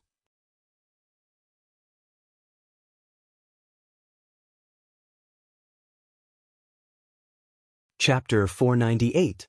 Of course, Elder Bai thought of this long ago. That's why we've brought out our precious seat for you. Zhe took out a green net from his pouch. After laying it flat, he used the hard white bone as a support and turned it into the shape of a very firm chair. The advisor and I will carry it. You just have to sit on it. Zhe showed the sturdy strap, indicating that this seat was absolutely safe. It looks pretty good. Yunjioga tugged at the green thread. It was indeed very firm. Even if it wasn't, it was fine. She still had the moon spirit thread. Are we going now? Zhe asked excitedly. Take this In Chen Bei out for a ride first. I still need to prepare some things. Yunjioga turned and sent In Shirley to Zhe and the military advisor. Oh, okay. Zhe thought that Yunjioga wanted to find someone to test the safety of the seat. He very enthusiastically placed In Shirley in the seat and flew away with the military advisor. In the blink of an eye, only Yunjioga and Zishang were left in the lair. Do you have something to say to me? Ziming asked Yunjioga. Yes. Yunjioga sent everyone away. Other than preparing some things for the cannibals, he also wanted to talk to Zishang about the golden light in Dummy's head. Are you sure the golden light in his head is similar to divine power? Zishang stared fervently at Yunjioga's spirit beast bag. He wished he could grab Dummy and crack open its brain to take a closer look. That's right. If I can absorb this energy, I'll be able to recover my divine power. Yunjioga nodded. When he noticed Zishang's expression, he quickly added, Dummy's brain isn't even enough to fill the gaps between my teeth. The most important thing is to find out what he's been eating. Yes, you're right. Zishang nodded regretfully. In fact, he felt that Dummy could also absorb that golden light. It was better than nothing. However, thinking that Yunjioga would definitely not agree, it was better not to say it out loud and make her angry. Alright, let's go to the Naga tribe and test out the effects of eating grass. Yunjioga was full of fighting spirit. If he could subdue the orcs in the mystic realm by eating grass, he wouldn't have to be afraid of Ali no matter what he encountered in the future. Alright. Zishang and Yunjioga shared the same thought. He even began to think about how he could use the Naga tribe and the Eagle tribe to rope in the surrounding tribes. Now was the crucial time to seize the initiative. Otherwise, if Nangong Yu were to spread her demonic energy, there would be trouble. Yunjioga took out the beef pancakes and pork jerky from his storage bag and filled it to the brim. Then he walked to the edge of the cliff and whistled. Hearing Yunjioga's whistle, Zhe and the advisor immediately flew back with In Shirley. In Shirley, who was sitting on the green chair, had a calm expression on his face, but his hair, which was hanging loosely behind him, was blown into a bird's nest. This seat is indeed not bad, but it doesn't have a windshield. In Shirley calmly pulled his hair down, secretly regretting that he didn't have the habit of tying up his hair. It's good that you're safe. You stay here and guard the house. Let's go. Yunjioga sat on a chair. Zishang grabbed the leg of a Hawk tribe warrior and flew towards the Naga tribe. At this time, the Naga warriors were patrolling the vicinity of the Gaga grass to prevent their tribesmen from approaching. Seeing a few black spots in the sky from afar, he immediately blew his horn. When he saw Yunjioga and Zishang, he immediately cheered, Lady Yun, Master Yi Zi, you're back. After landing safely, Yunjioga walked towards Meng. Did anything happen in the tribe recently? Did anyone from the Divine Messenger come to find you? No, the tribe has been very safe recently. It's just that food is getting harder and harder to find. There aren't many orcs on the Divine Messenger's side that can fly. Currently, no one has come to our tribe. Meng looked at Yunjioga with fervent eyes. He had been thinking about Yunjioga's promise to solve their tribe's food problem day and night. I came to find you today to solve the food problem, but I want to see the little Nagas and the rest first. The food Yunjioga brought today was specially prepared for the little Nagas, the old, the weak, the women and the children. Okay, the little Nagas and the rest are under the tree. Last time, they came out to bask in the sun and felt much more energetic. They aren't as soft as before. Now, we bring them out to bask in the sun every day, Meng introduced. However, they had to wear a hood every time they basked in the sun, so they didn't stay too long. Most of the time, they still stayed in the wooden house. This is good. Yunjioga came to the big tree in front of the nursery. He saw 5 little Nagas crawling on the ground, their short green tails wriggling. They were indeed much better than last time. What did they eat today? Yunjioga looked at the female Huahua who was in charge of taking care of the little Nagas. They ate little bugs, little mice, little swallows. Huahua waved her fingers as she introduced them. Yunjioga looked at the little Nagas' flat bellies. In such a difficult situation, it was already very rare for the tribe to be able to save food for the sick and weak. It was impossible for them to eat well. I have a bag of food here for the little ones.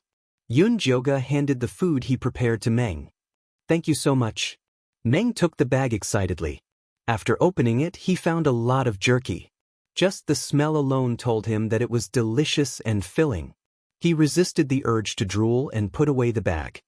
He said to Yunjioga solemnly, "Don't worry, Miss Yun. I'll definitely leave these things for the cubs. I won't steal them for myself. I trust you." Yunjioga felt sorry for the skinny Nagas when he saw how serious Meng was. He looked at them with hungry eyes. He initially wanted to give the little Nagas a checkup before making them eat grass, but it seemed like he had to take care of this first. Meng, I'm going to try to grow something called grass eating here. I need a wide piece of land. It doesn't need to be too fertile, but it's fine too, Yunjioga said. There's a piece of land behind our tribe that was originally going to grow gaga grass, but some places were polluted by the aura of death. Can you take a look? Meng said eagerly. Ever since the Black Rain, there was less land suitable for plants to grow in the hidden realm. Although the gaga grass's adaptability was not bad, it could not grow in a place polluted by the death chi.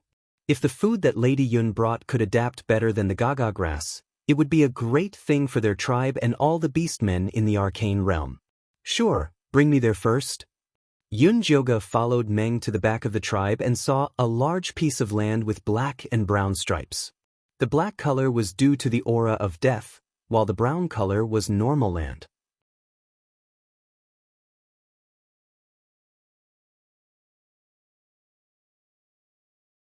Chapter 499. Miss Yun, do you think this land is okay? Meng asked. This land wasn't so polluted before, but as time passed, there was more and more black.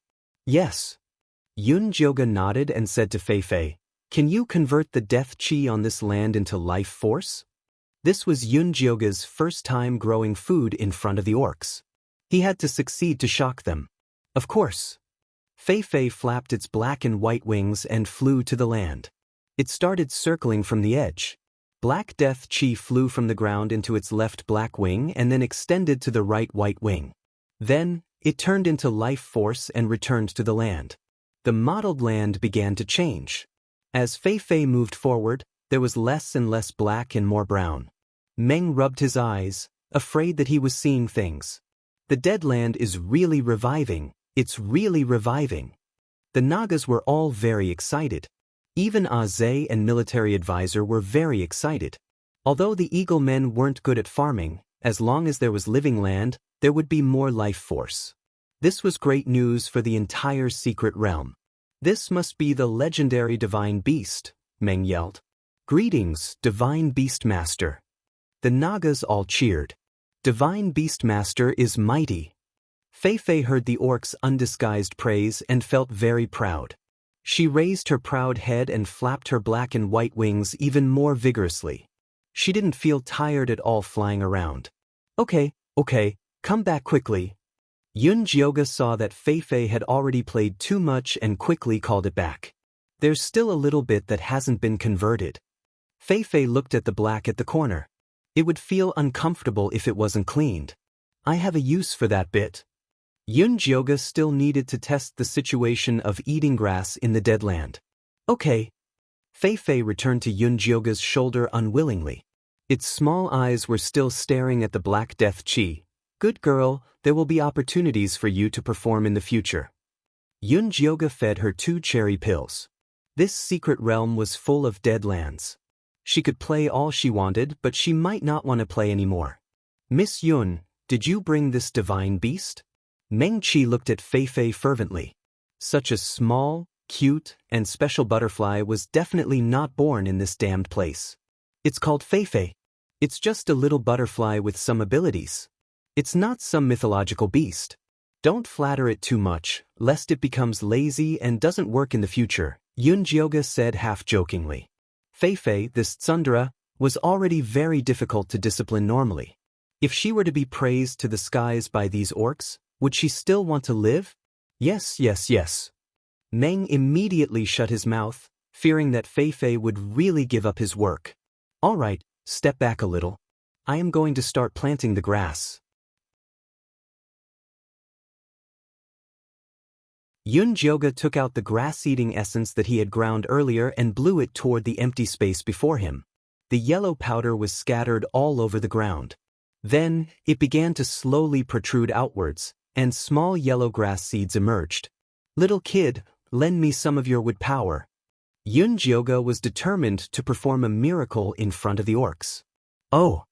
The adorable little baby reluctantly transferred his power of nature into Yunjioga's body. A faint green spot appeared in Yunjioga's hand. She flicked it toward the small yellow grass, and the fine green light rippled like a gentle green wave. The small grass that smelled the grass-eating essence desperately emerged, and soon grew into an incomparably thick yellow grass. Each of them was as thick as an adult's thumb, and they looked very sturdy. All right. Yunjioga looked at the large patch of yellow grass and felt very proud. Sure enough, a good harvest made people happy. How do I eat this? Is it the same as gaga grass? Meng asked hesitantly. Although orcs could also eat vegetables, fruits, and grass, they were carnivores after all. Eating too much grass would make them nauseous. It's not the same. This is mainly eaten after it's cooked. Yunjioga broke off a grass-eating grass, and saw that the broken section was solid white, similar to rice. Then, she dug down the roots of the grass-eating grass. Each of them was as round as a potato, and they were also very filling. Moreover, when the grass-eating grass matured, it would automatically produce grass seeds, and so, even if all the grass-eating grass was dug up, they would immediately germinate after a rain. At most, they could be eaten in 7 days. It could be said to be a treasure that could resist hunger. Then how about we try it now? Meng said impatiently. As long as they could eat their fill, they could even eat grass. Gaga grass could not fill them, and eating too much would make their stomach feel empty. You guys cut the grass and rice down now, then break the outer yellow shell. The other group of people will dig out the potatoes underneath. Yunjioga gave the big grass eaters a new name without any creativity. Miss Yun, how do we break this grass? Meng pinched it lightly, and the yellow and white colors were all crushed together.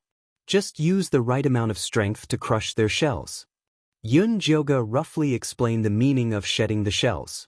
The intelligent and capable Naga quickly grasped it. They cut a batch of grass-eating grass and placed it on the ground. With a roll of their tails, they easily shed their shells, leaving behind the white grass. Don't throw away these grass shells. We can feed them to those herbivores such as elk. Yunjioga saw quite a few starving herbivores. Many plants that survived in the black rain had mutated into a poisonous red color. There was very little green left. If these animals really starve to death, it would definitely be a terrifying disaster. They won't eat it even if we take it. Meng said with difficulty. Those guys were cunning and avoided them when they saw them from afar. You guys collect them and let the eagle race feed them in their territory. Yunjioga planned to spread the grass-eating grass, especially in places with the most animals, such as the river or the depths of the forest. Only by maintaining the ecological balance would this secret realm not continue to decline.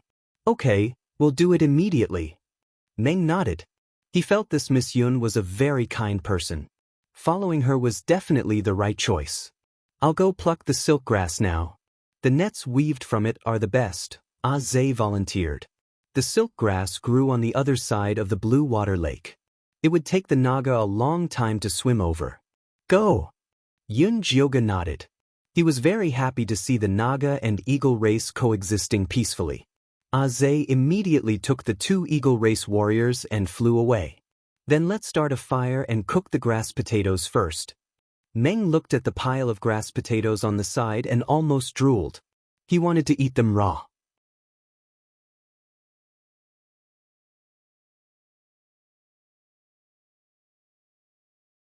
Chapter 500. Let's cook it. Yun Jioga also wanted to know how the roots tasted and if they could fill their stomachs. Meng immediately organized the Nagas to build a bonfire and put a big stone basin of water on it. Then they started a fire. Another group of Nagas were busy washing the round potatoes and throwing them into the water. By the way, I remember that Dummy can breathe fire. Don't you Nagas have similar special abilities? Yun Jioga asked Meng. His Highness Ling Fei of the eagle race, other than being very fat, has the special ability to breathe fire. That was given to him by God. The other orcs don't have it. Meng shook his head. Other than their bodies being stronger than wild beasts, there was nothing special about them. That was why they were so helpless when the black rain came. Oh! Yun Jioga nodded. It seemed that Dummy's fireball had something to do with the golden light in his head. He didn't know where the golden light came from and what it had to do with this secret land. Yun Jioga was getting more and more curious. At this time, Zhe descended from the sky with a large pile of gray grass. He kept shouting, "The grass is here! The grass is here!"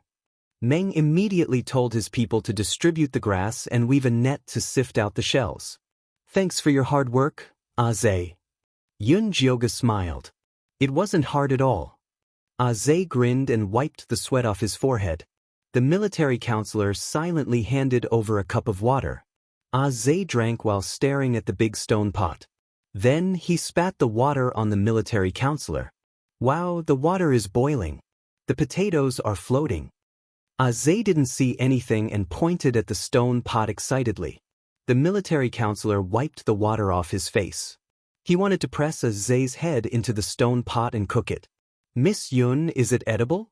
Meng gulped. Yellow bulbs the size of eggs floated up and down, emitting a faint aroma. It should be about time. You guys try one that floats up first. Yun Jioga wasn't sure if it was cooked. Let me do it. Zhe wanted to reach his hand into the pot but was slapped away by the military advisor. This is the Naga race's pot. It should be Chief Meng who does it first. Since they were going to form an alliance, they had to respect each other. The military advisor was very particular about rules. It doesn't matter who comes, but it's too dangerous for Brother Zhe to use his hands. It's better to use something. But I think it's better to let Lady Yun go first. Meng fawningly handed a wooden spoon with a long handle to Yun Jioga. This was something he had made in a hurry. Bootlicker, Zhe muttered to himself. He regretted not thinking of this. The military counselor also felt that Meng's move was too despicable. It was simply shameless to flatter Yun Jioga. Yun Jioga couldn't help but find it funny as he watched the battle between the Eagle tribe and the Naga tribe.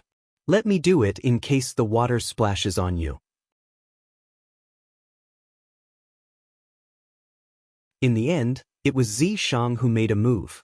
He scooped up all the floating potatoes and placed them into a large stone bowl beside him. I'll help you taste it first.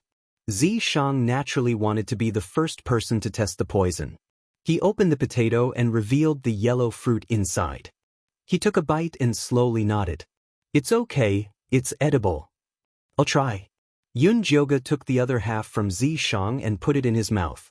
It was a bit sweet and glutinous. It tasted good, at least a bit better than the potatoes. He just didn't know if it suited the orc's taste. All of you try it. Yun Jioga let Meng distribute the potatoes. They cooked 20 potatoes this time. The orcs who could try it were very limited. Zhe was impatient and couldn't wait to eat it. Then he touched his stomach and said in surprise, "Sigh, my stomach doesn't seem that hungry anymore." It's small, but the portion is enough. It's much better than the gaga grass. The military counselor chewed slowly and gave a very high evaluation. Oh my God, it's too delicious. Meng took a bite and exclaimed exaggeratedly. His beautiful face showed the most sincere expression. He said to Yun Jioge, "Thank you, Lady Yun, for bringing precious food to our tribe." The other Nagas also got up to express their gratitude. Despicable. Azay gritted his teeth. Why didn't he think of this? The military counselor felt he lost again. The eagle race had to be even more shameless to deal with a despicable snake man like Meng. They definitely couldn't let Meng get ahead of them next time. No need to be so polite. Hurry up and cook the rice. Everyone will have a full meal tonight, Yun Jioge said. Good. When the serpent men heard the word full, they exclaimed in unison. Okay, I'm going to see the little Nagas. You guys continue. It would be enough for them to harvest all the grass. I'll go with you. Wei, you stay here. Meng threw everything to his men. He was determined to take this opportunity to improve his favorability. Let's go. Yun Jioge returned to the little Nagas. The 5 little Nagas had just eaten the food Yun Jioge brought and were lying comfortably on the grass mat under the tree. Hearing Yun Jioge and the others coming over, the 5 little Nagas stood up at the same time and said in a soft voice, "Thank you, Lady Yun, for bringing the food. You're the best person in the world. Without you, we'd be dead. Thank you for saving us." Although these words were obviously taught by adults, Yun Jioge was very satisfied with the little Naga's current state compared to before when they couldn't even straighten their bodies. These children were very tenacious. They were indeed beastmen. This way, she could help them solve some problems before Dummy woke up. Fei Fei, can you get rid of the death chi in their bodies? Yun Jioge asked Fei Fei. A large part of the little Naga's demonic chi was made up of death chi. If they could get rid of this part, they could leave that dark wooden house and return to their parents. No, their death chi is all inside their bodies. I can't get rid of it if I can't touch it. Fei Fei shook its head. It could only get rid of the death chi that was exposed on the ground. The death chi in a person's body was wrapped in layers of things. It really couldn't do it. Yun Jioge thought about it and asked, "What if I have a way for you to touch their bodies? Then I have the confidence to help them get rid of it." Fei Fei looked at the little Nagas who were stunted and felt very sorry for them. Okay, then you take a rest and be ready to work at any time. Yun Jioge closed his eyes and called out to the little baby again. Help me find a plant that's as long as an arm, as thick as a little finger, hollow inside, and contains a little spiritual power.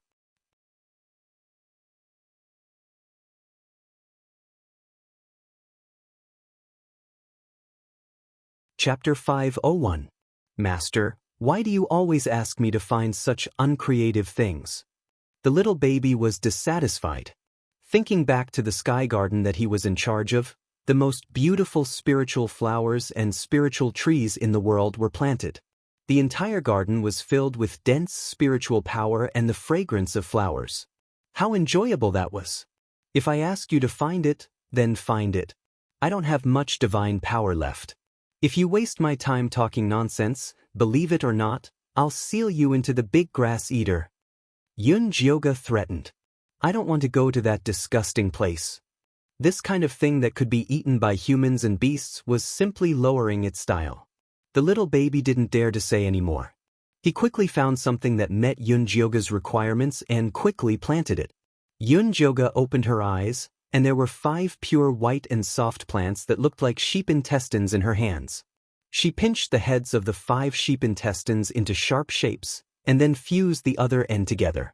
Little kids, I'll stab this sharp head into your hands later, but you don't have to be afraid. This is for healing, it won't be very painful, Yun Jioge said softly to the little snake people. The little snake people didn't say anything, but the tips of their taut tails showed how nervous they were. Good kids, be obedient. After you're healed, you'll still have meat pancakes to eat. Yun Jioge used his trump card. The little snake people's eyes lit up, and they immediately rushed to stretch out their arms. Whip mine, whip mine. To them, there was nothing more terrifying than hunger. You guys lie down first. Yunjioga made the 5 little snake people's heads form a circle inwards, and then he stabbed the sharp heads of the 5 tubes into the little snake people's blood vessels. Then he called Fei Fei over. Try and see if you can touch the death energy in their bodies like this. Yunjioga tied the big head to Fei Fei's black wings.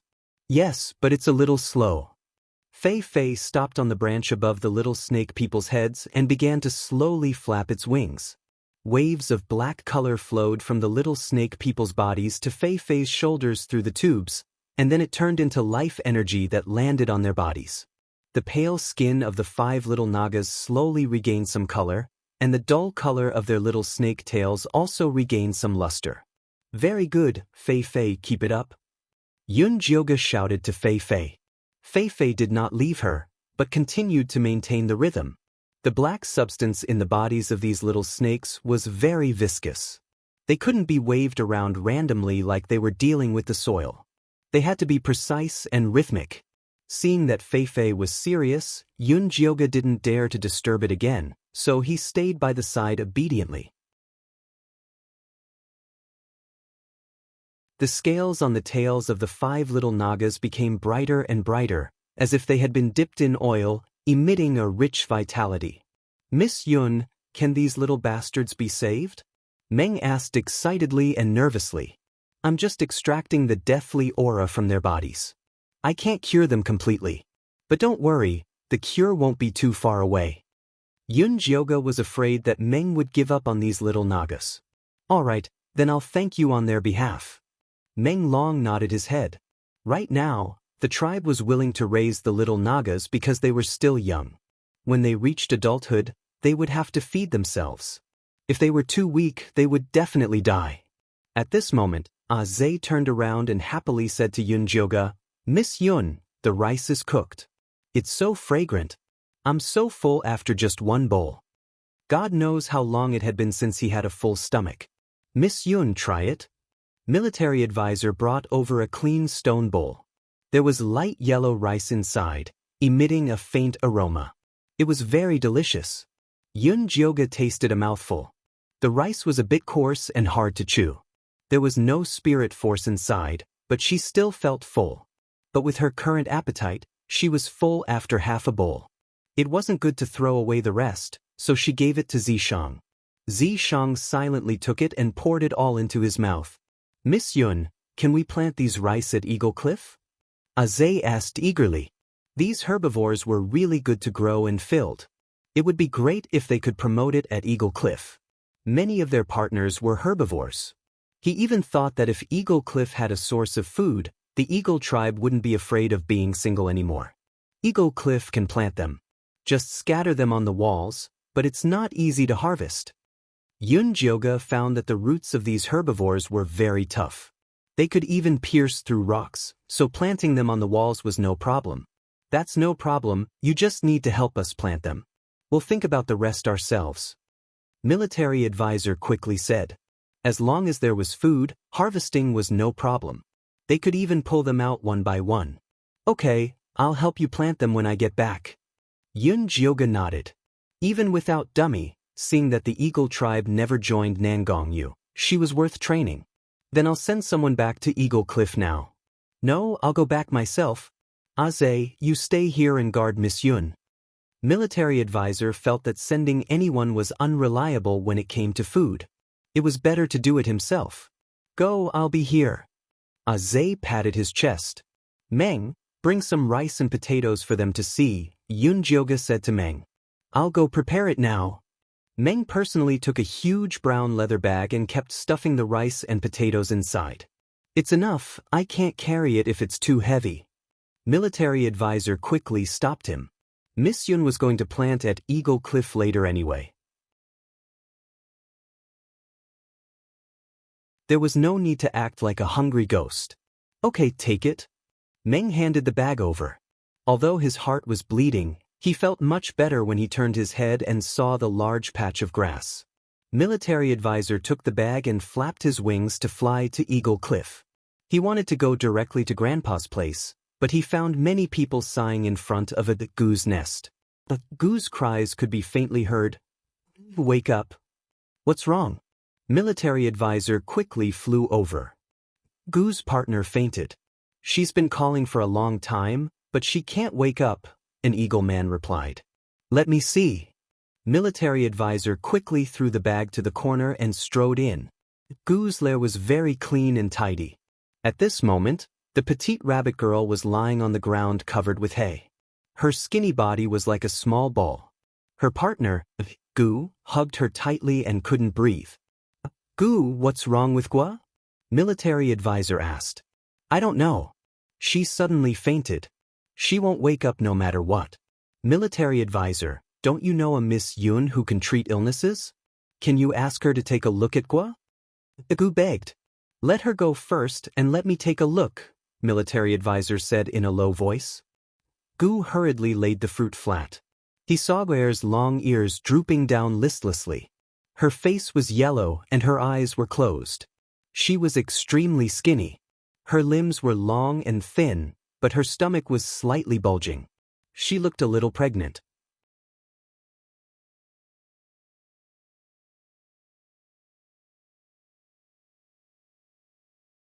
Chapter 502.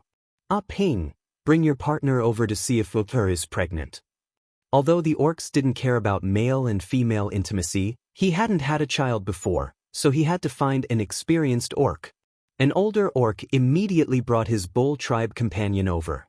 The man with horns on his head, who was also skinny, touched Wuxia's belly and said with a nod, That's right. She's pregnant. Wuxia is actually pregnant, but why did she faint? Gu asked in a low voice. He was exhausted from looking for food every day and fell asleep as soon as he came back. He didn't even notice Wuxia was pregnant. Damn it. Pregnant females have bigger appetites. She's hungry. The oxman sighed. Although Gu had tried very hard, food was too hard to find. Wuxia was introverted and patient. She wouldn't tell Gu no matter how hungry she was. I'll go find food for her now. Gu was about to rush out. The military counselor quickly stopped Gu and said, I just got some food from the Naga tribe. You can give it to Gu later. What food? Gu said warily. We don't eat gaga grass. Everyone in the eagle men knew there was something wrong with the gaga grass. Do you think I'm stupid? It's the food that Miss Yun made. Bring some back for me to try. Oh right, where's my grandpa? The military counselor looked around and didn't find his grandpa. Usually, when something like this happened, the grandpa would take the lead and be the first to rush over. I don't know. I don't see him. I think he's in the nursery. No, I saw him come out of the nursery and go to the warehouse. The eagle men all talked at once. I'll go find him. Cook these for Gu. The military counselor poured out a dozen potatoes and flew to the warehouse with the rest of the food. The wooden door of the warehouse was half open. A skinny figure lay in front of it. Grandpa. The military counselor was scared out of his wits. He rushed over to help the grandpa up. The grandpa's face was yellow, his lips were cracked, and his breath was weak. Ling Hui, come here quickly. After arranging for his tribesmen to take care of the old man, the military advisor immediately flew to the Naga territory to find Yunjioga. At that moment, Yunjioga was examining the little Naga who had just finished healing. Very good, most of the death aura on your body has disappeared. You won't be afraid of light anymore. Take off the hood. Yunjioga personally took off the black hood on the heads of the 5 little Nagas. This was the first time she had seen the little Nagas. Unlike the little chicks of the Eagleman race, these little snake people were all quite beautiful. Their eyelashes were especially long, and their pale skin gave off a sinister vibe, giving them a dark sense of beauty. Although Yunjioga wasn't obsessed with appearances, he was still very happy to see that the child he saved was so cute. Patriarch, father, mother.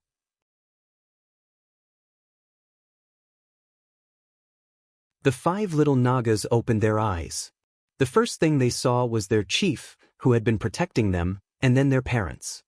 Children, come here quickly. The parents of the 5 little Nagas rushed forward to hug their children.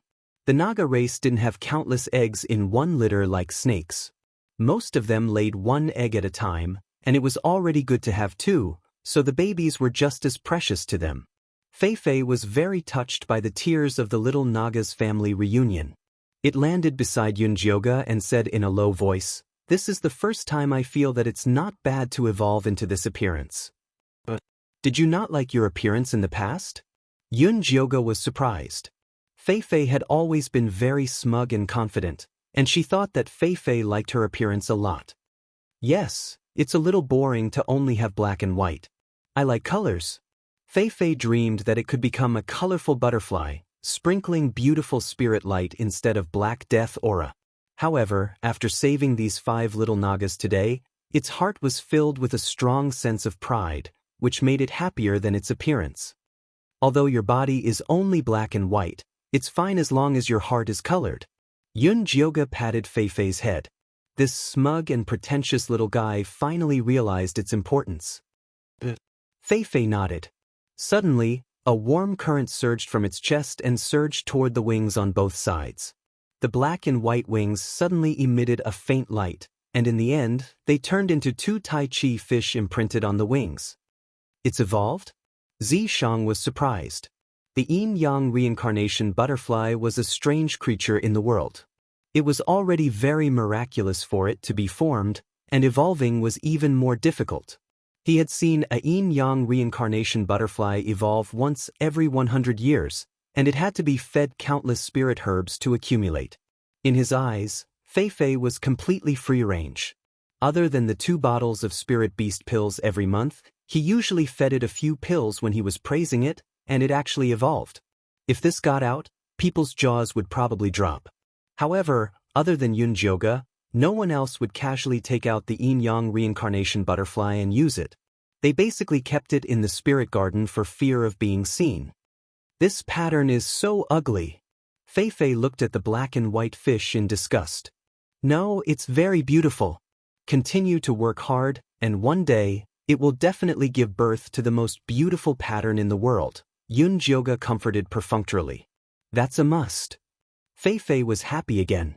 Meng, who had been silently observing from the side, did not know what had happened to the little butterfly, but he instinctively guessed that it should be something good. He said happily, "Miss Yun, today is really a joyous occasion. Our tribe plans to hold a bonfire banquet. Please stay and celebrate with us." Their tribe had not held a bonfire banquet for a long time, so he decided to properly celebrate and build a good relationship with Yunjioga. "Sure." Yunjioga nodded. She also wanted to properly rope in the Naga tribe, and then ask about Nangong Yu's situation, as well as the surrounding tribes that could be reclaimed. "Then I will give the order now." Meng excitedly announced the order to the Naga tribe.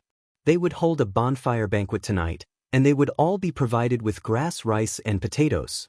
The Naga tribe let out a deafening cheer. The military advisor had arrived at this moment. "Miss Yun, it's bad. My grandfather has fainted." The military advisor suddenly landed in front of Yunjioga and shouted, "What happened to Elder Bai? He was fine when they left." "I don't know. When I returned, I saw him fainting in front of the warehouse, and he still hasn't woken up," the military advisor said anxiously. "Then let's go back immediately." Yunjioga made a prompt decision. Elder Bai was the spiritual leader of the Eaglemen tribe. If something happened to him, the Eaglemen tribe would definitely fall into chaos. This was something she absolutely did not want to see.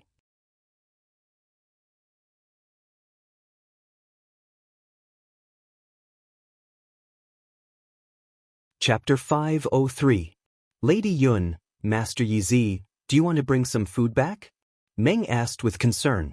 "There's no need for that. Just stay here. I'll visit you again when I'm free. Remember to keep an eye on Oracle Xin. Forget about the bonfire party," Yunjioga reminded them before he left. If she and Xianxia were here, they would be able to block out the noise of the Naga race, but it wasn't suitable now. "Lady Yun and Master Yizi, don't worry. I know what to do." Meng wasn't dumb. The elder of the eagle race was in critical condition, but they were holding a bonfire party here. Wasn't that stupid? Okay. Yunjioga nodded and sat on the seat of the eagle race. They quickly flew towards Eagle Cliff. The outside of Elder Bai's cave was filled with eaglemen. All of them had a pained and lost expression. Ever since the old chief sacrificed himself to protect them, Elder Bai became their spiritual leader. No matter how hard the days were, they could survive. If Elder Bai left, what would happen to the eagle race? His Highness had become an idiot. Advisor was smart but lacking courage. Zhe was brave but lacking a brain. Who else could lead the eagle race? Everyone move aside, Lady Yun is here, Zhe yelled from afar. All the eagle men moved aside and let Zhe and the others fly in. As soon as Zishang landed, he protected Yunjioge and walked into Elder Bai's cave. Elder Bai was still unconscious. If it wasn't for the occasional rise and fall of his chest, he would look no different from a dead man. Yunjioge checked Elder Bai's pulse and frowned. Elder Bai was old and worried for a long time. He was at the end of his rope. Lady Yun, how's my grandpa? Advisor asked. I can wake him up, but he probably doesn't have much time left. Yunjioge shook her head. Advisor's eyes reddened. He gritted his teeth and didn't beg Yunjioge to save his grandpa. He just asked, how long does my grandpa have left? If he recuperates well, he should have a year left. However, remember not to be tired, angry, and worried. You must rest well. Yunjioge said 1 year too much. How long until His Highness wakes up? Advisor asked. Dummy will wake up in 7 days at most. Dummy was in the most important period of recovery, so Yunjioge didn't dare to forcibly wake him up. Alright, then I'll have to trouble Miss Yun to wake my grandfather up first. The military counselor bowed deeply to Yunjioge. Yunjioge took out the thunder fire needles and pierced them into Elder Bai's meridians, the Taiyang and the Hoku acupoints. Elder Bai shuddered and slowly opened his eyes. He looked at the military counselor and Yunjioge in confusion and asked hoarsely, "What's wrong with me?" "Grandpa, you were so tired that you collapsed at the entrance of the warehouse just now," the military counselor said while suppressing his sadness. "Looks like I'm really getting old." I originally wanted to go to the warehouse to see if there was anything to take out for the kid, but I didn't expect to collapse just as I reached the door. Elder Bai shook his head helplessly. Just as he was about to get up, he was held down by the military counselor. "Grandfather, Miss Yun said that you only have 1 year left to live. You must rest quietly and not tire yourself out. However, His Royal Highness will wake up in 7 days. Elder Bai was stunned for a moment. Then he nodded calmly and said, "All right. I can see His Royal Highness wake up with my own eyes. I can be considered to be worthy of the deceased patriarch." He knew his body very well. He had long been unable to do as he wished and had been holding on by force.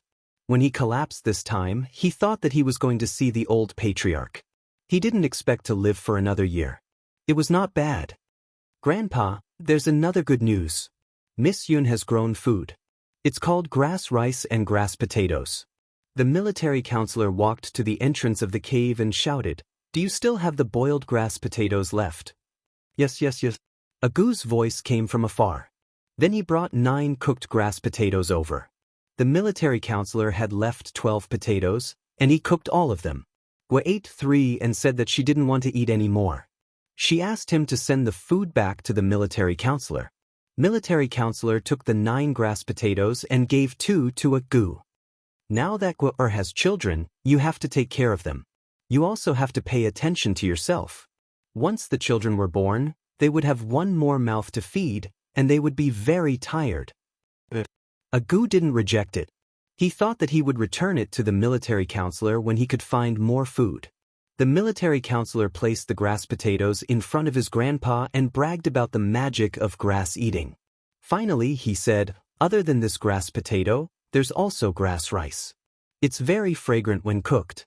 It's very filling." "That's right. I ate 2 bowls there. I'm very full.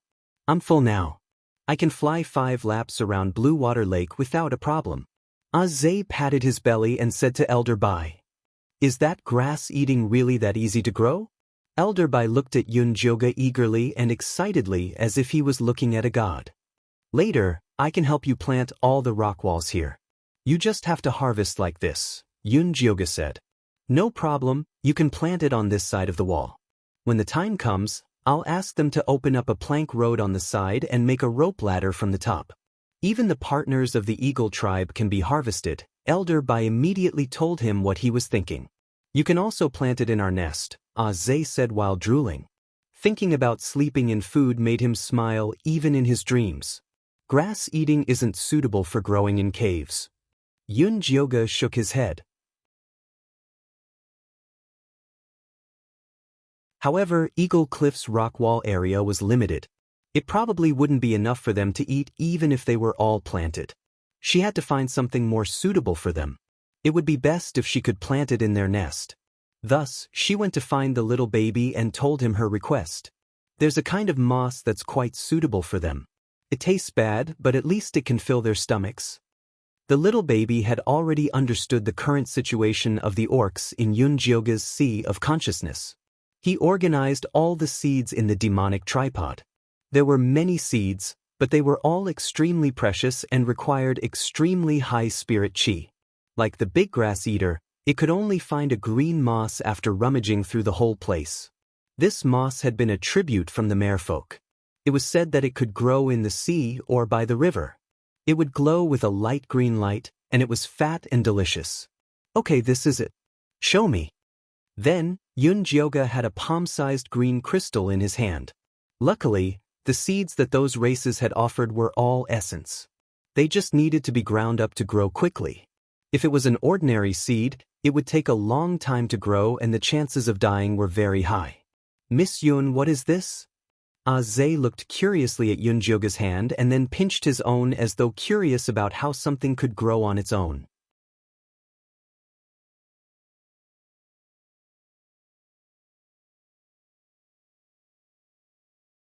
Chapter 504. This is green moss. You can plant it in your cave. You can eat it when it grows. It's not as good as eating grass, but it's not bad. Yun Jioga showed the moss to everyone. Then let's try it. Zhe said impatiently. Then let's try it at Elder Bai's place. You guys go get a bucket of clean water and 2 baskets of mud. Yun Jioga felt that if Elder Bai could see food every day when he opened his eyes, he might be able to live longer. I'll go. Zhe immediately flapped his wings and flew out. The eagle men guarding the door heard that they were going to plant food and immediately followed him excitedly. Soon, a large stone vat of water and 2 baskets of yellow mud were placed in front of Yun Jioga. You tell me I'll plant it? Zishang didn't want Yun Jioga to touch the dirty mud. First, rub a few layers of mud evenly on the cave walls, Yun Jioga said. This is easy. There's no need for Master Yi Zi to do it herself. I'll do it. If there's anything wrong, Miss Yun, you can tell me. Zhe was smart for once. He was excited to plant the food himself. Okay, you do it. Yun Jioga nodded. This was easy. Zishang didn't have to do it himself. Zhe quickly rubbed the mud on the cave walls. It looked very even. Okay, that's it. Yun Jioga saw that the thickness was about right and quickly stopped Zhe. She ground some of the moss into powder and sprinkled it evenly on the soil. She said, continue to spread it. Zhe rubbed 2 more layers. The entire cave was filled with the smell of wet mud. That's it. If it's dry tomorrow morning, sprinkle some water. It'll grow in 2 days at most. Yun Jioga didn't use her wood spirit power on the moss. After all, they were going to plant eating grass later. They had to be frugal. 2 more days. Zhe was a little disappointed. He thought it would grow out immediately like grass. 2 days is very fast. Leave the moss first. We'll go plant eating grass now. Yun Jioga's words got Zhe's attention. Okay. Zhe nodded and then asked hesitantly, will the grass grow out immediately like the Nagas? Shut up. Elder Bai picked up a stone from the ground and threw it at Zhe. He said angrily, it's already a great gift for Miss Yun to help us grow food. How dare you ask for more? I'm just asking. Zhe shrunk his head and didn't dare to make a sound. Food was too important. The sooner he saw the grass grow, the better he would be. Don't worry, it will grow out immediately, just like the snake men. Yun Jioga only planned to use his wood power here with the Eagle Men tribe one more time. He wouldn't be able to do the same to any other tribe he came to seek shelter with. Great, thank you Miss Yun. Zhe burst into joy. Then let's go. Jioge had originally wanted the eagle tribe to carry her around the cliff, but Zishang had snatched this job away. In Zishang's eyes, Jioge was fragile. Unless it was absolutely necessary, he did not want her to take the risk. Scatter it evenly. Jioge gave the grass seeds to Zishang. She trusted him wholeheartedly. Zishang didn't say anything. This little thing was too easy for her. After one round, the grass powder was scattered all over the cliff. Jioge tricked and coaxed some more plant essence from the cute baby and used it on these grass seeds. A large patch of yellow grass spread on the gray cliff. It was extremely shocking. The Eagle Men tribe shouted excitedly. Cheerful shouts and laughter rang out incessantly. Do you see? We won't have to worry about food anymore. The child will definitely be born well, Agu said happily while hugging Gua. Gua smiled shyly, showing her 2 rabbit teeth. She stared at the long yellow grass outside without blinking. There was so much food. The Eagle Men tribe couldn't finish it at all. It would be great if she could bring some for her tribe. They would definitely love it. As soon as the idea popped up in Gua's mind, she gave it up. She was already with Agu. She should think about the Eagle Men tribe. Otherwise, it would only bring trouble to Agu. Jioge planted all the grass and instructed the Eagle Men to harvest it. Soon, the Eagle Men weaved a rope ladder out of the silk grass and animal skins and tied it firmly to the tree at the top of the cliff. After that, they hung a basket made of grass and an animal skin bag on their chests and hung it on the rope ladder, harvesting the plants. After one batch was harvested, the other batch started digging the potatoes. They were not slow either. While the Eagle Men tribe was harvesting the grass, Jioge and Fei Fei extracted the death aura from Shui and the other young Eagle Men. The devil chi on their bodies was lighter than that of the little serpentin. After pulling out part of the devil chi, they would immediately recover. Shui could even flap his little wings and fly low in the cave, happily flying around him up and down. You must be tired too. Go back and rest. Zishang said firmly to Jioge with a gentle attitude. Yes, Miss Yun, Master Yizi, go back and rest. Don't tire yourself out. Elder Bai nodded. Jioge also felt sore all over. She nodded and returned to Dummy's nest under the protection of Zhe and military advisor. Although Zhe really wanted to stay at Eagle Cliff and harvest the grass with everyone, he reluctantly gave up when he thought of Elder Bai's warning. The most important person in the entire secret realm was Jioge. As long as she was here, food wouldn't be a problem. Without her, the orc race would return to the poor and hungry state of the past. It might even be more difficult. Thinking of this, Zhe wanted to stay by Jioge's bed every night. Okay, you can go back. We don't need you here. Jioge waved the overly enthusiastic Zhe and military advisor away. Okay, then I'll go. Miss Yun, if you need anything, you must tell us immediately. We'll stay on the cliff, Zhe ordered again and again. F***ck off.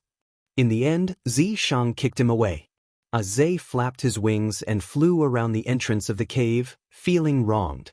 Seeing that Zishang looked like he was going to kill him if he didn't get lost, he finally left with the military counselor. Jioge sat on the ground without a care for her image.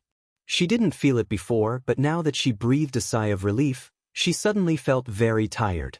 She couldn't even lift her arms. Do you want me to get you some water for a bath? Zishang walked behind Jioge and massaged her shoulders. Jioge was a little tempted, but when she saw the empty nest, she immediately shook her head. Never mind, we can't be too particular now. Take Dummy out and let me see how it is. You're tuning in to the Wang Lin's Journey YouTube channel. Don't forget to subscribe and join us on this journey to catch the most captivating stories.